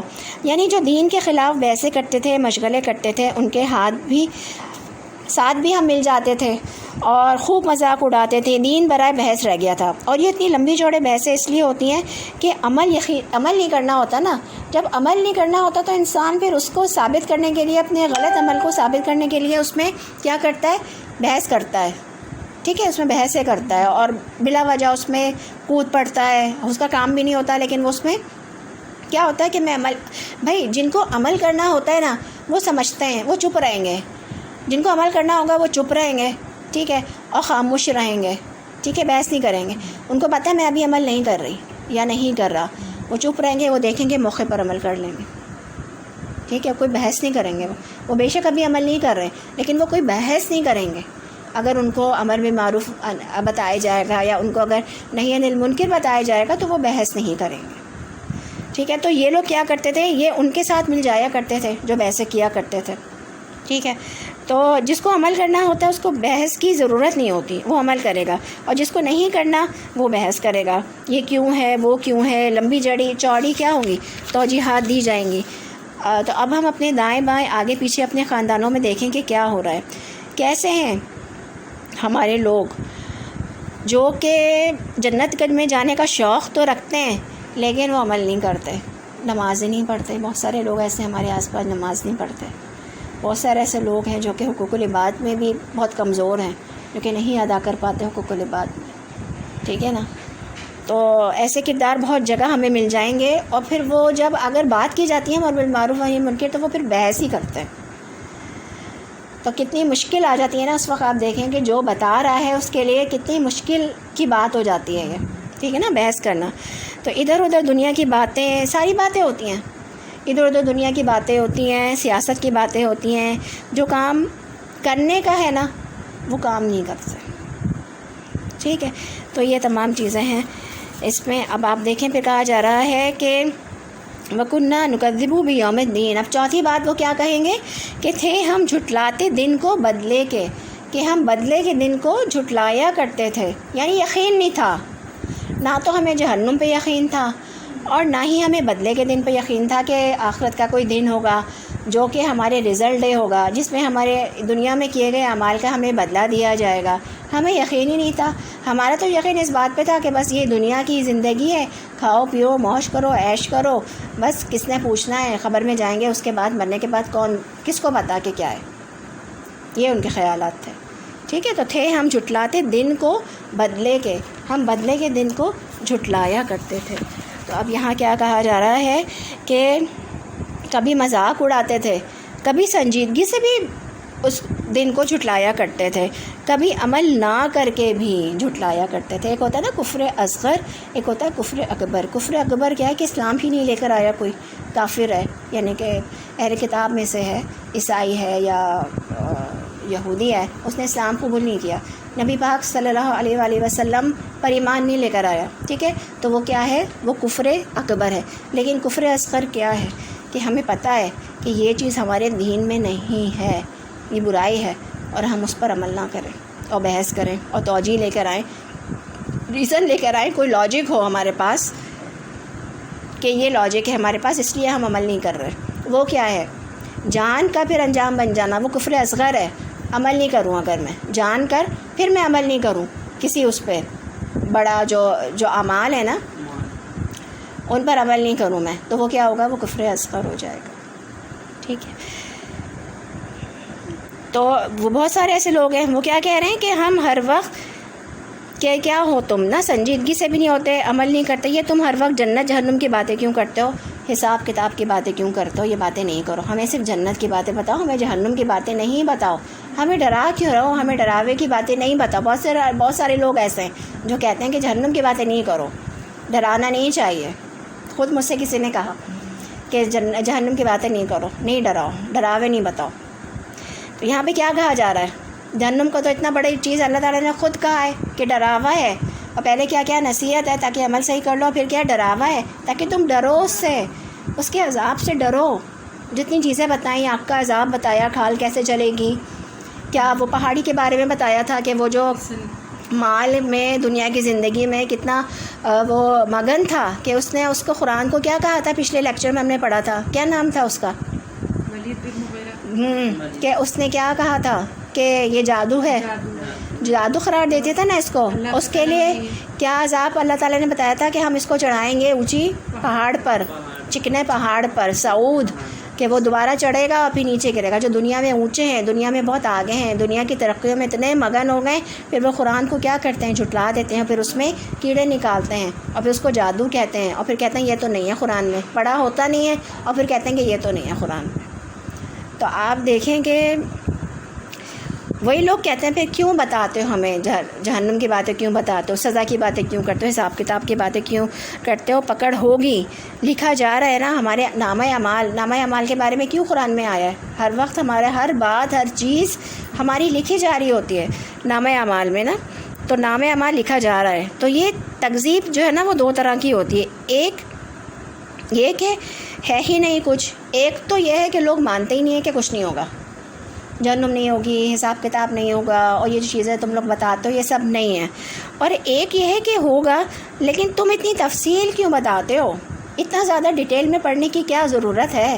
یہ یہاں پہ بھی آ کے لوگ کہتے ہیں اتنا زیادہ ڈیٹیل میں پڑھنے کی کیا ضرورت ہے، بس ایسی اوپر سے بس یہ چیز کرا دو، ہمیں ڈیٹیل میں پڑھنے کی ضرورت ہی نہیں ہے۔ یہ کہتے ہیں لوگ آ کے یہاں اتنا تفصیل سے بتانے کی ضرورت کیا ہے، کیوں بتا رہی ہو اتنا تفصیل سے، ہمیں نہیں سننا۔ تو کل کو جھٹلائیں یا نہ جھٹلائیں، آپ دونوں ہی صورت میں جھٹلانا ہے نا، چاہے آپ تفصیل میں نہ پڑھیں، آپ جب تک کہ آپ تفصیل میں نہیں پڑھیں گے جب تک آپ کو پتہ کیسے چلے گا کہ اس چیز کی اللہ تعالیٰ نے اس چیز کو کتنا بڑا بنایا ہے، اور وہ دن کتنا بڑا ہوگا، اور وہ حساب کتاب ہے کیا، زندگی کا مقصد کیا ہے، آزمائش کیا ہے، کیوں پیدا کیا، اپنی حقیقت حال، ہر چیز اللہ تعالیٰ کے سوا ہر چیز آزمائش ہے۔ اللہ تعالیٰ مل جائے نا تو پھر تو بات ہی بہت ہے، اللہ تعالیٰ کے علاوہ ہر چیز پھر کیا ہے، آزمائش انسان کے لیے دنیا میں، یہ زندگی بھی آزمائش ہے۔ ہم تو حق سمجھ کے لیتے ہیں نا کہ ہمارا حق ہے یہ، اور چھوڑتے نہیں ہیں چیزوں کو ہم۔ ربنا اصرف عنا عذاب جہنم، تو وہ دونوں کو ہی جھٹلانا ہے۔ اگر کوئی کہے کہ یوم الدین تو ہے لیکن نامہ اعمال تو نہیں لایا جائے گا، آدھی بات کہے کہ ہاں آخرت کا دن ہو پھر نامہ اعمال نہیں ہوگا اور پکڑ نہیں ہوگی، نماز پڑھنے کی ضرورت نہیں ہے، پکڑ نہیں ہوگی، اللہ تعالیٰ ہمارا دل دیکھتا ہے، اور یہ سب خود ساختہ بات ہے۔ لوگ کہتے ہیں کہ اللہ تعالیٰ ہمارا دل دیکھتا ہے، ہم نماز پڑھیں یا نہ پڑھیں اللہ تعالیٰ ہمارا دل دیکھیں گے۔ اللہ تعالیٰ نے یہ دنیا اسباب کی دنیا بنائی ہے، یہ دنیا کیا ہے؟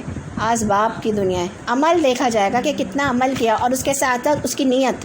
فار ایگزامپل اسباب کیا ہے کہ میں اگر چاہوں کہ میں یہ اٹھ کر یہ بٹن بند کرنا ہے، میں چاہ رہی ہوں کہ یہ پنکھا بند ہو جائے، اور میں اٹھ کر یہ چاہوں، پہلے کیا کروں گی؟ سبب اختیار کروں گی، بٹن بند کروں گی۔ یہ اس دنیا میں اللہ تعالیٰ نے سبب بنایا ہے، ہر چیز کے ہونے کے لیے کوئی نہ کوئی سبب ہے، ٹھیک ہے؟ تو اسباب کی دنیا ہے، یہاں پہ عمل کریں گے تو اس کا نتیجہ ہمیں کہاں ملے گا؟ آخرت میں ملے گا، ٹھیک ہے؟ تو آخرت میں ملے گا. دنیا کیا ہے؟ کھیتی ہے. آخرت کی کیا ہے؟ کھیتی ہے. یہاں عمل کرنا ہے اور بدلہ کہاں ملے گا؟ وہاں پہ ملے گا ہمیں. ٹھیک ہے. لیکن جنت کیا ہے؟ جنت میں عمل کرنا پڑے گا. وہاں کے بارے میں کیا آتا ہے؟ وہاں کے بارے میں تو یہ آتا ہے آپ سوچیں گے وہ چیز آپ کے سامنے آ جائے گی. آپ کا دل چاہے گا کہ یہ چیز کھانے کا، اور وہ چیز آپ کے کیا ہوگی؟ سامنے ہوگی. صرف دماغ میں یہ چیز تو آپ دیکھیں کہ جو وہ ہے نا، کیا کہنا چاہیے، ٹائم اینڈ اسپیس ہے، جو ڈائمینشن ہے اس دنیا کی وہ الگ ہے.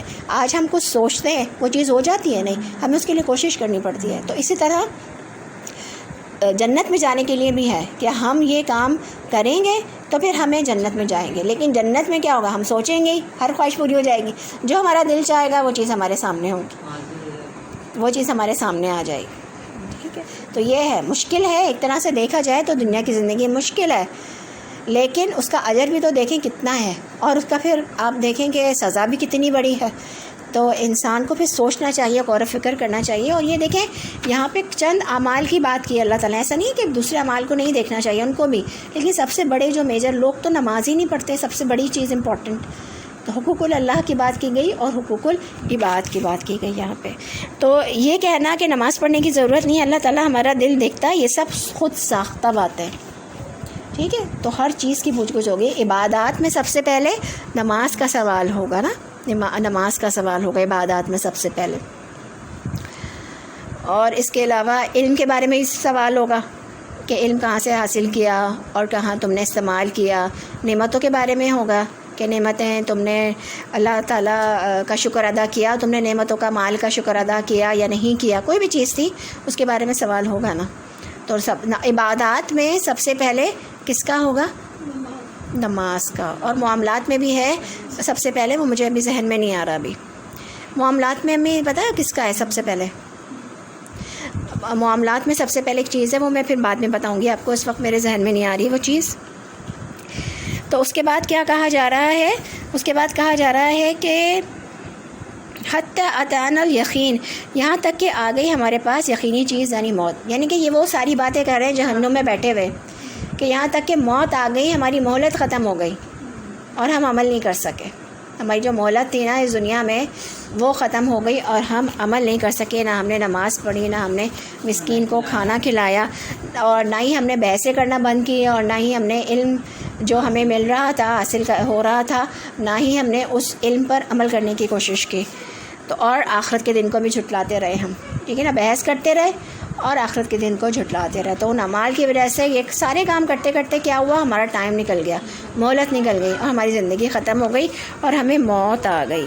تو یہاں تک کہ آ گیا ہمارے پاس یقین. یقین سے مراد موت، یعنی ہم اس حال میں تھے کہ موت کا فرشتہ آ گیا. پھر کہا جا رہا ہے فما تنفعہم شفاعۃ الشافعین، تو نہ کام آئے گی انہیں سفارشیوں کی. بس نہ سفارشیوں کی سفارش ان کے کام آئے گی. یہاں پہ یہی کہا جا رہا ہے. اور اسی طرح سورہ غافر میں بھی کہا گیا ہے کہ ظالموں کے لیے نہ کوئی دلی دوست ہوگا اور نہ کوئی سفارش کرنے والا ہوگا. تو وہاں پہ کوئی ان کا دلی دوست بھی نہیں ہوگا، کوئی سفارش کرنے والا بھی نہیں ہوگا، کیونکہ وہ لوگ کیا ہیں؟ وہ ظالم ہیں جو اللہ یا بندوں کو حق نہیں دیں. تو حقوق اللہ کیا ہے؟ نماز پڑھنا. اور بندوں کا حقوق کیا ہے؟ کھانا کھلانا. ٹھیک ہے. تو یہ ان کے لیے کیا ہوگی؟ ان کے لیے کوئی سفارشی نہیں ہوگا اور کوئی دلی دوست بھی نہیں ہوگا. اسی طرح سے سورۃ شعراء میں کیا کہا گیا ہے؟ ان مجرموں نے ہمیں بھٹکا دیا اور اب ہمارے لیے کوئی سفارشی بھی نہیں جو ہمیں جھٹلائے. یعنی کہ ان مجرموں نے ہمیں بھٹکا دیا، کچھ لوگوں نے ہمیں بھٹکا دیا، اب ہمارے لیے کوئی سفارشی بھی نہیں جو ہمیں جو ہے وہ یہاں سے نکال سکے یا ہمارے لیے جو ہے وہ کوئی نجات کی راہ بنا سکے. تو سفارش بھی جو ہے اس کے بارے میں کہا جا رہا ہے اللہ کے اذن سے ہے. اللہ جس کو چاہے گا اسی کو ہی وہ فائدہ دے گی اور جس کو نہیں چاہے گا فائدہ نہیں دے گی. سفارش بھی اللہ کے اذن سے ہوگی. اللہ تعالیٰ جس کے لیے چاہیں گے اور جس کو چاہیں گے، ہر کوئی نہیں کر سکے گا. نبی پاک صلی اللہ علیہ وسلم تو کریں گے اور لوگ کچھ نیک لوگ بھی سفارش کریں گے، لیکن جس کی اجازت اللہ تعالیٰ دیں گے کہ یہ بندہ سفارش کر سکتا ہے، اس کے لیے صرف وہ لوگ کر سکیں گے. دونوں لوگوں کے لیے اللہ تعالیٰ چاہیں گے تو سفارش ہوگی. تو سب سے مشکل کام جو ہے وہ کیا ہے؟ یقین کرنا ہے. کس پر؟ جہنم پر، اس کے عذاب پر. غیب ہے نا، جو سورۃ البقرہ میں عقائد ہمارے سارے شروع میں بتائے گئے ہیں کہ ذالک الکتاب لا ریب فیہ ھدی للمتقین الذین یؤمنون بالغیب، پہلے ہی غیب ہے، تو جنت جہنم بھی غیب میں آتا ہے، تو جہنم پر بھی یقین کرنا اور اس کے عذاب پر بھی یقین کرنا، یہ تمام چیزیں ہیں۔ تو سب سے زیادہ مشکل کام یقین کرنا ہے، یقین آ گیا تو عمل بدل جائے گا۔ مسلمانوں میں ایسے لوگ ہیں جو کہتے ہیں کہ یہی دنیا میں جنت ہے اور یہیں پہ چیزیں مل جاتی ہیں تو وہی جنت ہے، اور آزمائشیں جو آتی ہیں، تکلیفیں پریشانیاں، وہ کہتے ہیں جہنم ہے۔ اس کے بعد کسی جنت جہنم کی بات کرتے ہو، یہ سب خیالی باتیں، یہ صرف ایک کانسیپٹ ہے، کہتے ہیں یہ کانسیپٹ ہے، یقین نہیں ہے، اور ڈراوے ہیں بس، اور ریالٹی نہیں ہے۔ تو یہ ریالٹی ہے۔ جب اللہ تعالیٰ بات فرما رہے ہیں، جب چاند کی بات کر رہے ہیں، صبح کی بات کر رہے ہیں، اور پھر وہ جہنم کی بات کر رہے ہیں، تو ایسا تو نہیں ہو سکتا نا کہ ایک بات صحیح ہو جو کہ ہمیں نظر آ رہی ہے، دوسری بات صحیح نہ ہو جو کہ اسی قرآن پاک میں موجود ہے۔ حق تو حق ہے نا، پھر وہ بات بھی سچ ہے، وہ بھی جہنم کی بات بھی سچ ہے، جنت کی بات بھی سچ ہے، وہ بھی ریالٹی ہے۔ پھر کہا جا رہا ہے فما لہم عن التذکرۃ معرضین، تو کیا ہے انہیں نصیحت سے اعراض کرنے والے ہیں، تو پھر کیا ہے انہیں کہ وہ نصیحت سے اعراض کرنے والے ہیں۔ تو اس وقت لوگ منہ موڑتے ہیں، یعنی کہ وہی ونہی عن المنکر جب کیا جاتا ہے تو وہ برداشت نہیں کرتے ہیں یا توجہ نہیں دیتے ہیں۔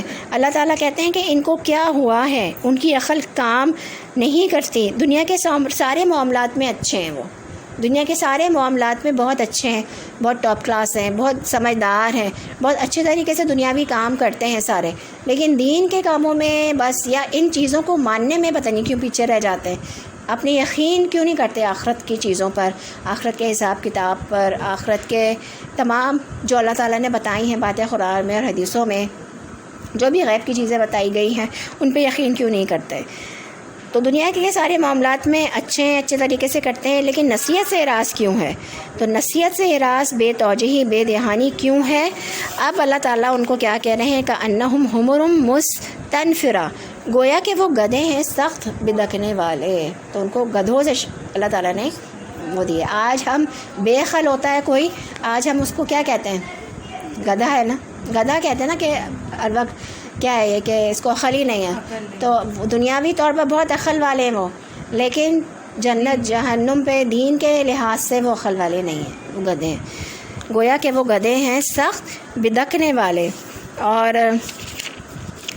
پھر کہا جا رہا ہے کہ فرت من قسورہ، جو بھاگے ہوں شیر سے، جو شیر سے ڈر کر بھاگے ہوں۔ حضرت عباس رضی اللہ عنہ نے قسورہ کا ترجمہ کیا ہے کہ قسورہ شکاری کا جال، یعنی کہ شکاری جو جال ڈالتا ہے اس سے ڈر کر بھاگ جانا۔ ہاں، تو جنگلوں میں اگر دیکھیں نا ہم کہ کیسے بھاگتے ہیں گدھے اور دوسرے جو جانور ہیں شیر اور چیتے کو دیکھ کر کس طرح سے بھاگتے ہیں، تو اسی طرح سے کچھ لوگ دین سے، دین کے نام سے، تبلیغ سے، امر بالمعروف ونہی عن المنکر سے، نہ صرف خود کرنے سے بھاگتے ہیں، جب ان کو کیا جائے تو بھی بھاگتے ہیں، یا پھر بحث کرتے ہیں یا مخالفت کرتے ہیں، تو منہ موڑ کر بھاگتے ہیں، اندھا دھند بھاگتے ہیں۔ تو بھاگنے والے، اعراض کرنے والے دین سے اصل میں اللہ کی نگاہ میں کیا ہیں؟ گدھے ہیں، عقل نہیں ہے۔ عقل مند ایسا نہیں کرتا۔ اب دائی جو ہے وہ کون ہوتا ہے؟ اہل القرآن جو ہے وہ کون ہوتا ہے؟ وہ معاشرے کا چنا ہوا فرد ہوتا ہے۔ نبی صلی اللہ علیہ وسلم کو اللہ نے چنا، تو آپ صلی اللہ علیہ وسلم معاشرے کے صادق اور امین تھے، ٹھیک ہے، شخصیت کے اعتبار سے چنے ہوئے تھے، لوگ آپ صلی اللہ علیہ وسلم سے محبت کیا کرتے تھے، توقعات رکھا کرتے تھے۔ حضرت شعیب علیہ السلام سے ان کی قوم کیا کہتی تھی؟ ہمیں تو تم سے بہت توقعات وابستہ تھیں کہ تم اتنے پڑھے لکھے ایجوکیٹڈ ہو، اور تم اب یہ کون سی باتیں بتا رہے ہو؟ تمہیں تو دنیا میں خوب ترقی کرنی چاہیے، اور تم یہ چیز لے کر آؤ، دنیا میں یہ چیز بناؤ، یہ کام کرو، تو تم تو بہت ہوشیار اور ہونہار تھے، اب تم یہ کس کام میں لگ گئے ہو؟ تبلیغ کرنے میں لگ گئے ہو۔ اور صادق اور امین جو لوگ کہتے تھے صادق اور امین، اب انہوں نے کیا کہنا شروع کیا؟ جب وہ بحثیں کرنے لگے اور نہیں مانے تو کیا کہا نبی پاک صلی اللہ علیہ وسلم کو؟ مجنون، شاعر، جادوگر، یہ القاب کہنے لگے دائی کو، جن کو صادق اور امین کہا جاتا تھا۔ اب ان کو کیا کہنے لگے؟ مجنون، شاعر، یہ تمام چیزیں نا برا والا کہنا شروع کر دیا نا ان کو۔ تو وجہ کیا ہے؟ جو حق اچھا نہیں لگتا۔ امر بالمعروف تو برداشت کر لیتے ہیں کہ کسی کو نظر نہیں آتا، لیکن نہیں عن المنکر عام طور پر نہیں برداشت ہوتا لوگوں سے۔ جب روکا جاتا ہے نا تو پھر وہ انا سامنے آ جاتی ہے، اور وہ نہیں لوگوں سے برداشت ہوتا۔ جو وہ کہتا ہے نا وہ اچھا نہیں لگتا، جو وہ کہتا ہے نا وہ اچھا نہیں لگتا. پھر اس کی شخصیت پر بھی پھر وہ ڈالی جاتی ہیں، جیسے کہ مجنون، شاعر، جادوگر اور مخالفتیں آتی ہیں. تو دشمنی دین سے، حق سے، خیر کی بات سے. تو کچھ تو فوراً ہی بدک جاتے ہیں اور کچھ ساتھ میں رہتے ہیں، چلتے رہتے ہیں، ساتھ ساتھ چلتے رہتے ہیں. لیکن پھر ایک وقت آتا ہے کہ ظاہر سی بات ہے بدل ہی نہیں رہے ہیں وہ، تو کچھ نہ کچھ پھر وہ بدک جاتے ہیں، پھر دور ہو جاتے ہیں. کیونکہ انسان جب تک اگر رہ رہا ہے ساتھ میں، ٹکا ہوا ہے، چل رہا ہے، لیکن اگر وہ اصلاح نہیں کر رہا نا اپنی، اس کو کہا جا رہا ہے. اب داعی جو ہے وہ اپنی مرضی سے تو نہیں کہے گا نا کسی کو، اس کو کوئی شوق تو نہیں ہے نا کسی کو کہنے کا. وہ اللہ کے لیے کہہ رہا ہے نا. کس کے لیے کہہ رہا ہے؟ وہ اللہ کے لیے کہہ رہا ہے. تو وہ اپنی مرضی سے تو نہیں کہے گا نا. تو پھر جو ہے وہ جو نہیں رہتے پھر ساتھ میں، پھر اتنا ساتھ چلنے کے بعد بھی پھر جو ہے وہ بدک جاتے ہیں. یہ باتیں بتائی جا رہی ہیں کہ کچھ لوگ ایسے ہوتے ہیں جو رہتے ہیں ساتھ میں، پھر بھی ٹکے رہتے ہیں، لیکن پھر بھی کوئی نہ کوئی ایک بات آتی ہے جہاں پہ وہ پھر وہ پھسل جاتے ہیں. تو ہم تو تمہیں بہت سپورٹ کرنے والے تھے. وہ یہ کہتے ہیں کہ ہم تو تمہیں سپورٹ کرنے کے لیے تھے ساتھ میں، تمہارے ساتھ جو ہیں ہمیں نہیں انل منکر نہیں کرو، ہم تمہیں صرف سپورٹ کرنے کے لیے تھے. اور جو ہی کوئی بات ان کے مزاج کے، انا کے، مرضی کے خلاف ہو گئی تو پھر وہ بدک جاتے ہیں. تو آخر میں پھر کون بچتا ہے؟ آخر میں صرف خالص لوگ بچتے ہیں. نبی پاک صلی اللہ علیہ وسلم کا اخلاق بلند ترین تھا، صادق اور امین مشہور تھے. کیا سب کو رام کر لیا تھا انہوں نے؟ نہیں نا. منافق اور کافر میں کیا تھے؟ دشمنی ہو گئے تھے نا ان کے. اور جو بہت سچے اور خالص لوگ تھے، سچے کے سچے، وہ ساتھ تھے حضرت ابوبکر صدیق رضی اللہ تعالیٰ عنہ. ٹھیک ہے. تو نبی کریم صلی اللہ علیہ وسلم کی کوششوں سے عرب میں اسلام پھیل گیا تھا، لیکن ان کے انتقال کے بعد پھر ایک قبیلہ مرتد ہونے لگا، پھر اس کے بعد دوسرا قبیلہ. تو ایک فتنے کی بات بھی آئی تھی پہلے، وہ میں آپ کو بتاؤں. ایک فتنہ ارتداد تھا. حضرت عائشہ صدیقہ رضی اللہ عنہ کہتے ہیں کہ یہ فتنہ ایسا تھا کہ جو سب سے زیادہ بھاری تھا میرے والد کے اوپر، حضرت ابوبکر صدیق رضی اللہ عنہ کے اوپر، کہ اس میں ہی بہت سارے نبوت کا دعویٰ کرنے والے پیدا ہوئے اور قبیلے مرتد ہو گئے، بدل گئے. یعنی وقتی طور پر وہ آئے، لیکن جب شخصیت نبی پاک صلی اللہ علیہ وسلم نہیں رہے جب، تو وہ مرتد ہو گئے. تو وہ اس شخصیت سے متاثر تھے، شاید ان کے اخلاق سے متاثر تھے. تو انسان داعی کے اخلاق سے متاثر ہوتا ضرور ہے، لیکن استقامت اس کو اللہ کے ساتھ اصل میں جڑنے سے ملتی ہے. حق اور سچائی کو پر عمل کرنے سے، اس کو دل سے ماننے سے وہ استقامت ملتی ہے اس کو. بہت کم لوگ قائم رہے. پھر اکثر لوگ نبی پاک صلی اللہ علیہ وسلم کے بعد قبیلے کیا ہو گئے تھے؟ مرتد ہو گئے تھے. بہت مشکل دور تھا حضرت ابوبکر صدیق رضی اللہ عنہ. تو وہ شخصیت نبی پاک صلی اللہ علیہ وسلم کی نہیں رہی تھی. ایک فوری اور ایک اخلاق، بہت ایک کیا کہتے ہیں، ایک اخلاق جو ہوتا ہے نا، ایک کیا کہنا چاہیے، کیٹلسٹ ہوتا ہے کہ فوری طور پر عمل تو کرتا ہے، لیکن اگر انسان کے اندر ایک کھوٹ ہے، اگر وہ شخصیت پرستی میں لگ گیا اور بظاہری چیزوں میں لگ گیا اور اس نے اپنی اصلاح نہیں کی انسان نے، اور اصل میں دین کی روح کو نہیں سمجھا، اللہ کی جانب نہیں مڑا، حق و سچائی کو اگر اس نے نہیں پایا، تو وہ شخصیت جب ہٹے گی تو وہ بھی پھر ہٹ جائے گا، دین سے پھر جائے گا. تو نبی پاک صلی اللہ علیہ وسلم کے بعد حضرت ابوبکر صدیق بنے تھے نا، پہلے جو خلیفہ بنے تھے، تو بہت سارے لوگ مرتد ہو گئے تھے، لیکن کچھ لوگ تھے جو کہ خالصتاً جمے رہے تھے. کیوں؟ کیونکہ ان کا تعلق کس سے جڑ گیا تھا؟ اللہ سے جڑ گیا. تو رب سے تعلق جوڑنا ہے، رب سے تعلق جوڑنا ہے. تو رب سے تعلق جڑا رہے گا تو شخصیتیں تو آتی رہیں گی، جاتی رہیں گی، آتی رہیں گی، جاتی رہیں گی. ٹھیک ہے نا. ایک شخصیت سے پڑھا، آپ دوسری شخصیت سے پڑھ لو، لیکن جب تک کہ آپ کے اندر کھوٹ ہے، آپ اپنے اندر ہی نہیں اصلاح کر رہے ہیں، تو دوسری شخصیت سے بھی آپ نہیں پڑھ پاؤ گے. جب تک کہ اپنی اصلاح نہیں کرو گے. ایک شخصیت سے پڑھا آپ نے، دوسری شخصیت سے بھی آپ پڑھ لیں، لیکن آپ اپنے اندر کا کھوٹ صحیح نہیں کر رہے ہیں اگر، تو آپ کو کوئی فائدہ تو نہیں ہوگا، وہاں سے بھی آپ کو پرابلم ہی رہے گی. ٹھیک ہے. تو آپ اپنی اصلاح کرو اندر. ٹھیک ہے نا. اور داعی کا بھی یہ کام نہیں ہے لوگوں کے پیچھے پڑنا نہیں ہے، پہنچا دینا ہے نا بس بات کو. ہاں، پہنچا دینا ہے بس بات، اور پھر وہ دعا کرنی ہے اس کے لیے کہ ہاں وہ کریں. ٹھیک ہے. لیکن یہ بھی ہے کہ جو لوگ بہت زیادہ جڑے ہوئے ہوتے ہیں، قریب ہوتے ہیں، تو پھر ان کو تھوڑا سا ایک ہوتا ہے معلم، اور وہ لفظ میں بھول رہی ہوں، میں نے آپ لوگوں کو پہلے بتایا تھا، وہ کیا ہوتا ہے، مربی، ایک ہوتا ہے معلم، ایک ہوتا ہے مربی. اب ہماری جو اصلاح جنہوں نے کی وہ مربی نکلی، وہ معلم نہیں تھی. تو جو مربی جیسا سکھائے گا تو آگے کون نکلے گا؟ دائی کیا ہوگا؟ مربی ہوگا. اگر معلم سے پڑھ کے نکلیں آپ تو معلم نکلیں گے، مربی سے پڑھا ہے تو مربی بنیں گے آپ. یعنی کہ وہ سختی بھی کرتا ہے، مربی جو ہوتا ہے سختی کرتا ہے. ٹھیک ہے، اور اچھی چیز ہوتی ہے. ٹھیک ہے نا، مربی اگر بنے تو اچھی ہے، لیکن پھر سختی بھی ہوتی ہے اس میں. ٹھیک ہے نا، بہتر ہوتا ہے کہ دیکھ لے انسان کے اندر کہ ہاں اس کے اندر یہ چیز ہے اور پھر اس کے اوپر سختی کی جائے. ٹھیک ہے، تو سختی بھی کرنا. اب لوگ برداشت نہیں کرتے ہیں سختیوں کو، بھاگ جاتے ہیں. ٹھیک ہے، تو یہ چیز ہوتی ہے. پھر یہ ہے کہ اللہ نگہبان ہے. ٹھیک ہے، ہم نہیں ہیں نگہبان، اللہ نگہبان ہے نا. پھر اللہ اور اس کا معاملہ، ہاں بس پھر اللہ کا معاملہ ہے اور اس کا ہے معاملہ ہے.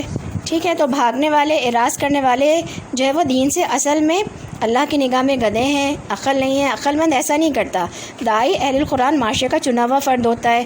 اور یہ تو میں آپ کو بتا چکی ہوں کہ حضرت شعیب علیہ السلام سے ان کی قوم کیا کہتی تھی؟ یہ کون سا کام تم کرنے لگے ہو؟ آنکھوں کا تارا انسان سے سب بھاگنے لگے. نبی پاک صلی اللہ علیہ وسلم سے کافر کیا ہو گئے تھے، کتنے مخالف ہو گئے تھے. اور جو منافق تھے وہ بھی کیا تھے، وہ بھی ان کے منکر ہو گئے تھے نا. مطلب اوپر سے وہ اچھی بات کرتے تھے لیکن پیچھے ان کے سازشیں کرتے تھے، جڑیں کاٹا کرتے تھے ان کی. تو کیا ہے وجہ کیا ہے؟ کیونکہ ان کو حق اچھا نہیں لگتا، وہ جو کہتا ہے وہ اچھا نہیں لگتا. تو اب کیا ہے کہ ہاں ہم یہ بات کر رہے تھے نا کہ باقی بچنے والے جو خالص بچتے ہیں سچے، تو دور چھٹ جاتے ہیں لوگ جو شخصیت کی وجہ سے. جب تک کہ وہ اپنی اصلاح نہیں کر لیتے نا. لیکن انسان کا اپنا خود کا عمل ہوتا ہے. ایک دوسرا شخص اتنا آپ کو نہیں کر سکتا جتنا کہ آپ خود کر سکتے ہیں، اور اللہ تعالیٰ بدلنے والا ہے نا. اور یہ آگے بات آئے گی یا پیچھے آ چکی ہے، آگے آئے گی بات کہ اللہ تعالیٰ بھی ہدایت نہیں دیتا. کن کو ہدایت نہیں دیتا؟ کہ جو کہ بدلنا ہی نہیں چاہتے، جو کہ ضد میں اڑے رہتے ہیں. پھر اللہ تعالیٰ بھی ان کو ہدایت نہیں دیتے نا. تو اللہ تعالیٰ کن کو ہدایت دیتے ہیں؟ جو کہ اپنی غلطی کو مان لیتے ہیں. ٹھیک ہے، اور کہتے ہیں ہاں یہاں پہ میں غلط ہوں. ٹھیک ہے نا، جو مان کے فیصلہ کر لیتے ہیں پھر اللہ تعالیٰ ان کو ہدایت دیتے رہتے ہیں آگے. تو یہ چیز ہے. تو نبی کریم صلی اللہ علیہ وسلم کی کوششوں سے اسلام پھیل گیا تھا، لیکن ان کے انتقال کے بعد قبیلے جو مرتد ہونے لگے. اور پھر کیا ہوا تھا کہ تعداد جو باقی بچی تھی آخر میں وہ خالص سچے لوگ تھے. انہوں نے ہر چیز کا نقشہ بدل کر رکھ دیا تھا. تعداد زیادہ نہیں تھی اور اس نے ایک بہت ساروں کو ساتھ ملا لیا. صرف یہ حقیقت ہے کہ حق حق ہے اور باطل جو ہے وہ باطل ہے. تو جو لوگ واقعی بطور حق کو حق لیتے ہیں وہ کسی شخصیت کو نہیں دیکھتے، پھر وہ حق کو حق لیتے ہیں، وہ شخصیت کو نہیں دیکھتے. پھر ان کو حق کی تلاش ہوتی ہے، وہ پھر وہ پہنچ جاتے ہیں. وہ پھر ٹھیک ہے، وہ دیکھ کر اس کو چمٹ جاتے ہیں، مرتے دم تک اس کے ساتھ رہتے ہیں. آسانی ہو، مشکل ہو، قربانی دینی پڑتی ہے، کچھ ہو، وہ اس چیز کو نہیں چھوڑتے. بلکہ ان میں سے ہر ایک یہ چاہتا ہے کہ اس کے ہاتھ میں. اچھا، اب یہ بات آئی آگے انہی لوگوں کی جو یہ لوگ ہیں نا کہ جو بھاگے ہوئے ہوں. فرت بن خسور. اب یہاں پہ شعر جو کہا گیا ہے وہ دائی کو، دین کی تبلیغ کرنے والوں کو کہا گیا ہے کہ وہ اس سے بھاگ جاتے ہیں. بل یرید کل امرئ منہم. بلکہ چاہتا ہے ہر آدمی ان میں سے ان یوتا کہ وہ دیا جائے صحفاً، صحیفے منشرہ کھلے ہوئے. یعنی کہ وہ لوگ یہ چاہتے تھے کہ اس کو صحیفے دیے جائیں. ان کے پاس کیوں آ گیا؟ مطلب یہ کیوں دائی بن گئے، یا یہ کیوں جو ہے وہ دینے والے بن گئے، اور ہم کیوں نہیں بنے؟ ہمارے پاس کیوں نہیں آئی؟ ہمارے پاس ایک ہی چیز جو ہے کیوں نہیں آئی؟ تو وہ اپنے آپ کو سمجھتے ہیں کہ ہمیں بھی الگ الگ لکھی ہوئی کتاب میں ملے، ہمیں اہمیت ملے. اگر اہمیت نہیں ملی تو ہم بھی ساتھ نہیں ہیں ان کے. وہ کہتے تھے کہ آپ پر کتاب کیوں اتری؟ جبرائیل علیہ السلام آپ کے پاس ہی کیوں آتے؟ ہمیں بھی تو لکھی ہوئی کتاب لا کر دو. تو کیا کہا جا رہا ہے کہ کلا، ہرگز نہیں، بل یخافون الآخرہ، ہرگز نہیں بلکہ نہیں وہ خوف رکھتے آخرت کا، بلکہ وہ آخرت کا خوف ہی نہیں رکھتے. اور جب یقین نہیں ہے تو اس کا مطلب ہے خوف بھی نہیں ہے. تو اصل میں کیا چیز آ رہی ہے یہاں پہ؟ یقین اور تقویٰ کی بات آ رہی ہے، خوف کی بات آ رہی ہے، ڈر کی بات آ رہی ہے. اور پکا سچا ایمان لانا، تبھی عمل بدلے گا، کیونکہ وہ یقین ہی تھا انہیں. ہرگز نہیں، اب نہیں ہو سکتا. ہر ایک ہر چیز نہیں کر سکتا، ہر ایک پیغمبر بھی نہیں ہو سکتا، ہر ایک دائی بھی نہیں ہو سکتا نا. یہ باتیں اس لیے دیکھیں اللہ تعالیٰ نے خود لوگوں میں تقسیم رکھی ہے. اللہ کا نظام ہے نا. اللہ تعالیٰ نے کچھ لوگوں کو کچھ پہ فوقیت دی ہے، دائی کو فوقیت دی ہے کچھ لوگوں پہ. ٹھیک ہے، اس کی اتھارٹی ہے اس کی لوگوں پہ. اب وہ کہیں گے ہم تو تمہیں نہیں مانتے، ہمیں لا کے دو. سب برابر نہیں ہیں. اللہ تعالیٰ نے فوقیت دی نا دین والوں ایمان والوں. اور یہ جو امر بالمعروف و نہی عن المنکر کرنے کا عمل ہے یہ بہت بڑا عمل ہے, بہت بڑا عمل ہے. مطلب یہ لوگوں سے ڈفرینشیٹ کر دیتا ہے, ممتاز کر دیتا ہے نا. اس وقت وقتی طور پہ تو یہاں پہ ممتاز کر دیا نا اس نے, لوگوں سے تو ممتاز ہو گیا نا, وہ لوگوں کو بتا رہا ہے ممتاز ہو گیا. اب وہ کہہ رہے کہ ظاہر سی بات ہے ایک بندے کو جو لوگ اس کو مان رہے ہیں اس کو اہمیت دیتے ہیں, اس کی بات کو سنتے ہیں اور اس کی ایک اہمیت معاشرے میں ہو جاتی ہے, ٹھیک ہے, تو وہ جیلسی فیکٹر بھی آ جاتا ہے, ٹھیک ہے, کہ وہ جیلسی میں بھی ان کو کیوں ملا ہمیں کیوں نہیں ملا, یہ چیز آ گئی, ٹھیک ہے. اس طرح سے دائی کا بھی ہے, وہ کہتے تھے کہ انہیں آخرت کا خوف نہیں, جہنم کا خوف نہیں. اور سورۃ الانعام میں بھی آتا ہے ہم نہیں مانیں گے جب تک کہ ہمیں بھی وہ معجزہ نہ ملے جو اللہ کے رسول کو دیا گیا. یعنی ہم بھی یہ معجزہ ملے جو اللہ کے رسول نے کیا, برابری کی اس پہ. تو اللہ تعالیٰ نے سب کو برابر نہیں رکھا, اللہ تعالیٰ نے درجے رکھے ہیں نا, دنیا میں بھی درجے ہیں نا, درجے رکھے نا. اگر سب کو برابر کر دیتے اللہ تعالیٰ تو پھر تو کوئی وہ آزمائش رہتی ہی نہیں. اللہ نے تو آزمائش کے لیے بھیجا ہے یہاں پہ. تو ہم دائی بھی تو بن سکتے ہیں نا, پہلے تو ہم پڑھنے والے بنیں گے, اس کے بعد پھر ہم دائی بنیں گے, ٹھیک ہے نا. اس لیول پہ بھی انسان پہنچتا ہے پھر. تو بنی اسرائیل میں آتا ہے کہ تم آسمان پر بھی چڑھ جاؤ تب بھی ہم نہیں مانیں گے. ایسی باتیں کیا کرتے, تم آسمان پر بھی چڑھ جاؤ تب بھی ہم نہیں مانیں گے جب تک کہ تم اتار کر کوئی خاص ایک کتاب نہ لاؤ, پھر ہم ایمان لائیں گے. تو اللہ نے کیا فرمایا, اللہ نے فرمایا ہرگز نہیں, انہو تذکرہ, بے شک وہ ایک نصیحت ہے. فمن شاء ذکرہ, پس جو کوئی چاہے نصیحت حاصل کرے اس سے. وما یذکرون الا, اور نہیں وہ نصیحت حاصل کریں گے مگر ان یشاء اللہ, یہ کہ چاہے اللہ. تو اللہ نے کیا فرمایا کہ جنہوں نے نہیں ماننا وہ پھر بھی نہیں مانیں گے, جو سنجیدہ ہیں حق کے ساتھ دلچسپی ہے وہ ہر صورت میں اسے قبول کریں گے. ہرگز نہیں, ان کے مطالبے پورے نہیں ہو سکتے. یہ جو مطالبے کریں نا کہ تم آسمان پہ چڑھ جاؤ یا کتاب ہمارے سامنے لے کر آؤ یا ہمارے پاس فرشتہ کیوں نہیں آتا وہی لے کے ڈائریکٹ, تو یہ تو ایک نصیحت ہے اور ایک یاد دہانی ہے. اور جس کا دل چاہے نصیحت پکڑے, یہ جو کہا گیا ہے نا کہ فمن شاء ذکرہ, بس جو کوئی چاہے نصیحت حاصل کرے اس سے. اور نہیں وہ نصیحت حاصل کریں گے مگر یہ کہ چاہے اللہ. اور اس کا کیا مطلب ہے, نہیں وہ نصیحت پکڑتے مگر یہ کہ چاہے اللہ. اللہ چاہے گا تو وہ سیدھے ہوں گے, اور یہ اس لیے کہ وہ خود نہیں چاہتے. اللہ کب چاہے گا, جب وہ بندہ خود چاہے گا. یہ ہے نا, تو ہدایت جب تک اللہ تعالیٰ نہیں دیکھتے, جب تک اللہ تعالیٰ ہدایت نہیں دیتے, جب تک کہ بندہ نیت نہیں کرتا, کوشش نہیں کرتا, دعا نہیں مانگتا, ٹھیک ہے نا. تو جب تک چاہتا ہے بندہ پھر اس کو, یہ کتنی امپورٹنٹ چیز ہے, اس کو ہمیں بہت زیادہ اہمیت دینی چاہیے اس چیز کی. بہت سارے اعمال میں بھی ایسے نا کہ بہت سارے ایسے اعمال ہیں جو کہ ہم نہیں کر پاتے, اس میں ہمیں اپنے لیے دعا کرنی چاہیے کہ اللہ تعالیٰ اس چیز میں, اس عمل میں مجھ سے نہیں ہو پا رہا ہے, تو اس میں مجھے اس میں ہدایت دیں اللہ تعالیٰ, یہ مجھ سے کام نہیں ہو رہا ہے, اس میں مجھے ہدایت دیں آپ, ٹھیک ہے. تو اللہ تعالیٰ پھر ہمارے لیے وہ آسان کر دیتے ہیں. اور یہ اس لیے کہ وہ خود نہیں چاہتے, وہ اللہ اس بات کا اہل ہے کہ اس کا تقویٰ کیا جائے. اللہ اس بات کا اہل ہے کہ اس کا تقویٰ کیا جائے. یہ کہا جا رہا ہے نا, هو اہل التقویٰ و اہل المغفرہ, اللہ وہی لائق ہے تقویٰ کے اور لائق ہے بخشنے کے. اللہ ہی ہے کہ جو کہ ہے کہ جس سے ڈرا جائے, یعنی کہ اس کے عذاب سے ڈرا جائے. وہ اتنی مطلب اللہ کون ہے, ہمارا پروردگار, پالنے والا, مالک کل کائنات, ہر چیز کا پیدا کرنے والا, بنانے والا. تو اللہ ہی کا تقویٰ ہونا چاہیے. تو اگر اس کے دل میں تقویٰ نہیں ہے, اللہ کا ڈر نہیں ہے, تو اس کو اللہ کی بات پھر اثر نہیں کرتی ہے. ورنہ حق تو سب کے لیے کھلا ہوا ہے. دیکھیں وہی جو ہم نے شروع میں پڑھا سورۃ البقرہ میں ہے نا کہ ذالک الکتاب لا ریب فیہ ھدی للمتقین, کہ متقین کے لیے, تقوی والوں کے لیے ہدایت ہے. بالکل شروع میں بتا دیا گیا. وہی بات یہاں کہی جا رہی ہے کہ اللہ کی بات اثر نہیں کرتی جب تک کہ دل میں تقویٰ ہو. دیکھیں یہ ایک آیت دوسری آیت کو سپورٹ کرتی ہے قرآن کی. تو کتنی بڑی بات کی جا رہی ہے کہ متقین کے دل میں ڈر ہے, تو کیوں ڈراوے بتائے جاتے ہیں, کیوں نہیں عن المنکر کیا جاتا ہے, تاکہ اللہ کا ڈر اور تقویٰ پیدا ہو. ڈر اور تقویٰ پیدا ہوگا تو پھر انسان کیا ہوگا, عمل کرے گا. ورنہ حق تو سب کے لیے کھلا, سب جانتے ہیں, جاننے کے باوجود کیا ہوتا ہے, عمل نہیں ہوتا, تقویٰ نہیں آتا. اور اس بات کا ہے کہ جو بخش کہ جو جس کو چاہے وہ بخش دے. اللہ ہی اس بات کا اہل ہے کہ اس کا تقوی اختیار کیا جائے، اور اللہ ہی اس بات کا اہل ہے کہ اس سے مغفرت طلب کی جائے، اسی سے بخشش مانگی جائے، کیونکہ وہی بخشش دینے والا ہے، وہی معاف کرنے والا ہے. اللہ کا تقوی ہونا چاہیے، بندوں کا ڈر نہیں ہونا چاہیے. دین میں بندوں کی خاطر شامل نہیں ہونا چاہیے، دین میں بندوں کی خاطر شامل نہیں ہونا چاہیے، اللہ کے لیے شامل ہونا چاہیے نا، بندوں کے لیے نہیں ہونا چاہیے. کسی نے کہا کہ تم آ جاؤ ایسے، تو کہ وہ میرے دوست نے کہا تھا تو میں آ گیا. نہیں، جب تک کہ آپ کی خود کی نہیں ہے اس وقت تک وہ ٹکے گا نہیں نا. ٹھیک ہے، اور زبردستی کسی کو آپ کر بھی نہیں سکتے.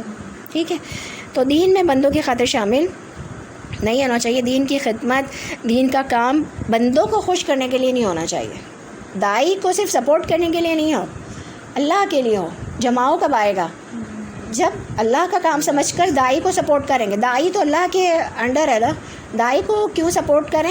کیونکہ وہ بھی تو اللہ کا کام کر رہا ہے نا، اللہ کا کام کر رہا ہے نا وہ، تو اس کو اس لیے سپورٹ کریں. ٹھیک ہے، تو دین کے ساتھ تعلق دنیاوی مفاد کی وجہ سے نہیں ہونا چاہیے کہ میرے تعلقات بن جائیں، میری ایک ہمارا گروپ بن گیا اور ہمارے تعلقات اچھے ہو جائیں، ہمارا آنا جانا ہو جائے، پڑوسیوں کے ساتھ ملاقات ہو جائے. یہ چیز، یہ نیت نہیں ہونی چاہیے، صرف اللہ ہونی چاہیے. پتہ ہے نیت اعمال کا دارومدار نیت بھی ہے. یہ چیز ہے بہت زیادہ امپورٹنٹ ہے، جس کو ہم نہیں امپورٹنس دیتے ہیں. تو تعلق برائے دین ہو اللہ کے لیے، اللہ کا تقوی دل میں ہو، کیونکہ اللہ اس لائق ہے کہ بندہ اس کی خاطر سب کچھ کرے، کیونکہ بخشش اسی کے ہاتھ میں. تو سورہ مدثر جو ہے الحمدللہ یہاں پہ مکمل ہوئی. اس کا مرکزی مضمون کیا تھا؟ خم فانذر، ڈرائیے. اور جہنم کا ذکر آیا کتنا ڈیٹیل سے. ان لوگوں کا ذکر آیا جو کہ ڈرتے نہیں تھے، جن کے دل میں تقوی نہیں تھا، اللہ کے عذاب کا ڈر نہیں تھا، اللہ کا ڈر نہیں تھا. پھر ان کا انجام بتایا، جہنم کے بارے میں کتنی ڈیٹیل میں بتایا. وہاں پہ موجود لوگوں کی کیا خصوصیات تھیں، وہ دنیا میں کیا کام کیا کرتے تھے، کیا اعمال کیا کرتے تھے. نماز نہیں پڑھتے تھے، کھانا نہیں کھلاتے تھے، اور سب سے امپورٹنٹ چیز بحثیں کیا کرتے تھے، عمل نہیں کیا کرتے تھے، اور آخرت پر یقین نہیں کرتے تھے. بحثیں کیا کرتے تھے اور آخرت پر یقین نہیں کیا تھا. اور کون تھے یہ؟ کس کی بات ہے؟ انہوں نے یہ نہیں کہا کہ ہم ایمان نہیں لائے تھے، ہم نے کفر کیا تھا، اسلام قبول نہیں کیا، ہم نے نبی پاک صلی اللہ علیہ وسلم کو نہیں مانا. انہوں نے کیا کہا؟ مسلمان تھے نا، وہ مسلمان ہو کے بحث کرتے تھے. تو یہ چیز ہے. تو بحث تو ہے ہی نہیں نا. کتنا ڈیٹیل میں یہاں پہ بتایا گیا کہ بحث تو ہے ہی نہیں کسی بھی چیز میں. ٹھیک ہے. اور دوسری چیز جو ہے وہ یہ ہے کہ دلوں کو ہدایت اللہ تعالیٰ دیتے ہیں. ٹھیک ہے. اور جب تک انسان خود نہیں چاہے گا اس وقت تک اللہ تعالیٰ بھی ہدایت نہیں دیتے بہت. اور اس کے لیے کیا ضروری ہے؟ تقوی پیدا کرنا اور اللہ کا ڈر پیدا کرنا. ٹھیک ہے. انا، تکبر، ضد، یہ تمام چیزیں ہیں. ٹھیک ہے. تو الحمدللہ یہاں پہ ہماری سورہ مدثر جو ہے وہ مکمل ہوئی. اور آپ کا ہوم ورک کہاں ہے؟ آپ نے بڑے سوال ہو گیا؟ میں بھول گئی میں کر لیا، میں نے آپ. چلے مجھے بتا دیں تھوڑا سا. چلے ایسا کرتے ہیں پہلے دعا کر لیتے ہیں، بہت لمبی ریکارڈنگ ہو رہی ہے، اس کے بعد پھر میں چیک کرتی ہوں. اچھا پہلے تھوڑا سا ریویو لے لیں. آپ بتا دیں کہ کیا سمجھ میں آیا. مکمل ہو گئی صورت. اچھا، جس وقت آپ اسپیچ دیتے ہو معذرت بھی ہے کہ ہم ہاں. بول دیتے ہیں، پھر بعد میں نا وہ یاد کرنا پڑ جاتا ہے، وہ اس وقت تو سوالات آ رہے ہوتے ہیں. نہیں بولا کہ وہ بعد میں نا اس چیز، وہ چیز جب خاموش رہیں گے وہ خود ہی سمجھ میں آ جائے گی چیز. سوال جی، اور سوال نہیں کرنے اس لیے کہ وہ چیز آپ کو اس وقت سمجھ نہیں آ رہی تھی، لیکن جب ہم ایکسپلین کر چکے ہوتے ہیں نا اس کو، وہ بات آپ کو سمجھ آ جاتی ہے. ٹھیک ہے. اس لیے چپ رہنا ضروری ہے، کیونکہ وہ بیچ میں پھر ڈسکنٹینیو ہوتا ہے اور ہم بھی بات سے ہٹ جاتے ہیں. ٹھیک ہے. یہ چیز ہے. اس لیے ہمارا بتانا فرض ہے کہ ہم بتائیں آپ کو اور اصلاح جو ہے وہ کریں، کیونکہ اس سے ڈسٹربنس ہی ہوتی ہے ساری کی ساری. ٹھیک ہے.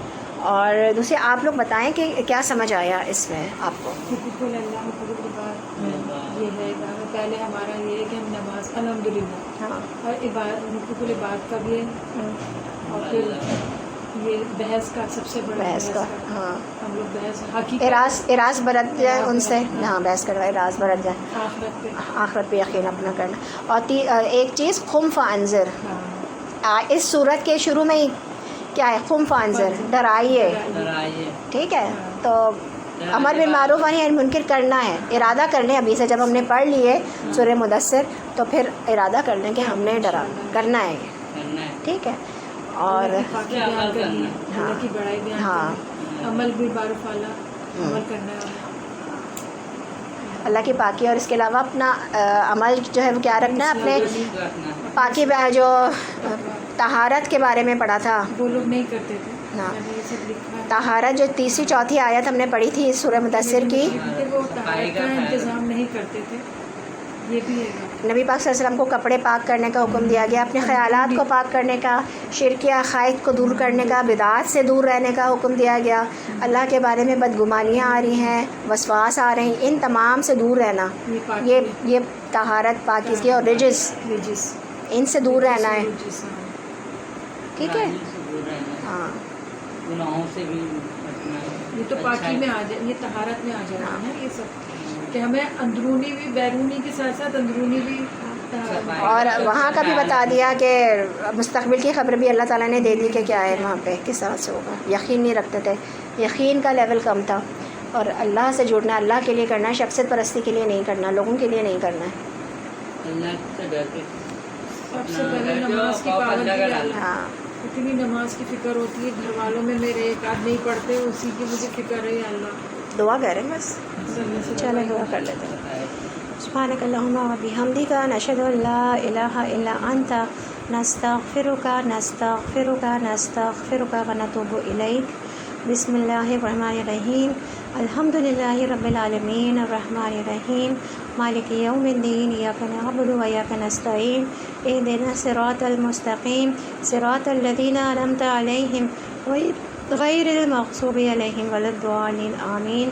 اللہم صلی علی محمد وعلی آل محمد کما صلیت علی ابراہیم وعلی آل ابراہیم انک حمید مجید، اللہم بارک علی محمد وعلی آل محمد کما بارکت علی ابراہیم وعلی آل ابراہیم انک حمید مجید، ربنا آتنا فی الدنیا حسنۃ وفی الآخرۃ حسنۃ وقنا عذاب النار، اللہم انا نعوذ بک من عذاب جہنم ومن عذاب القبر ومن فتنة المحیا والممات ومن شر من فتنة المسیح الدجال، اللہم انا نسألک جنة الفردوس، اللہم انا نسألک جنة الفردوس، اللہم انا نسألک جنة الفردوس، رب ارحمہما کما ربیانی صغیرا، رب ارحمہما کما ربیانی صغیرا، رب ارحمہما کما ربیانی صغیرا، ربنا تقبل منا انک انت السمیع العلیم وتوب علینا انک انت التواب الرحیم، آمین۔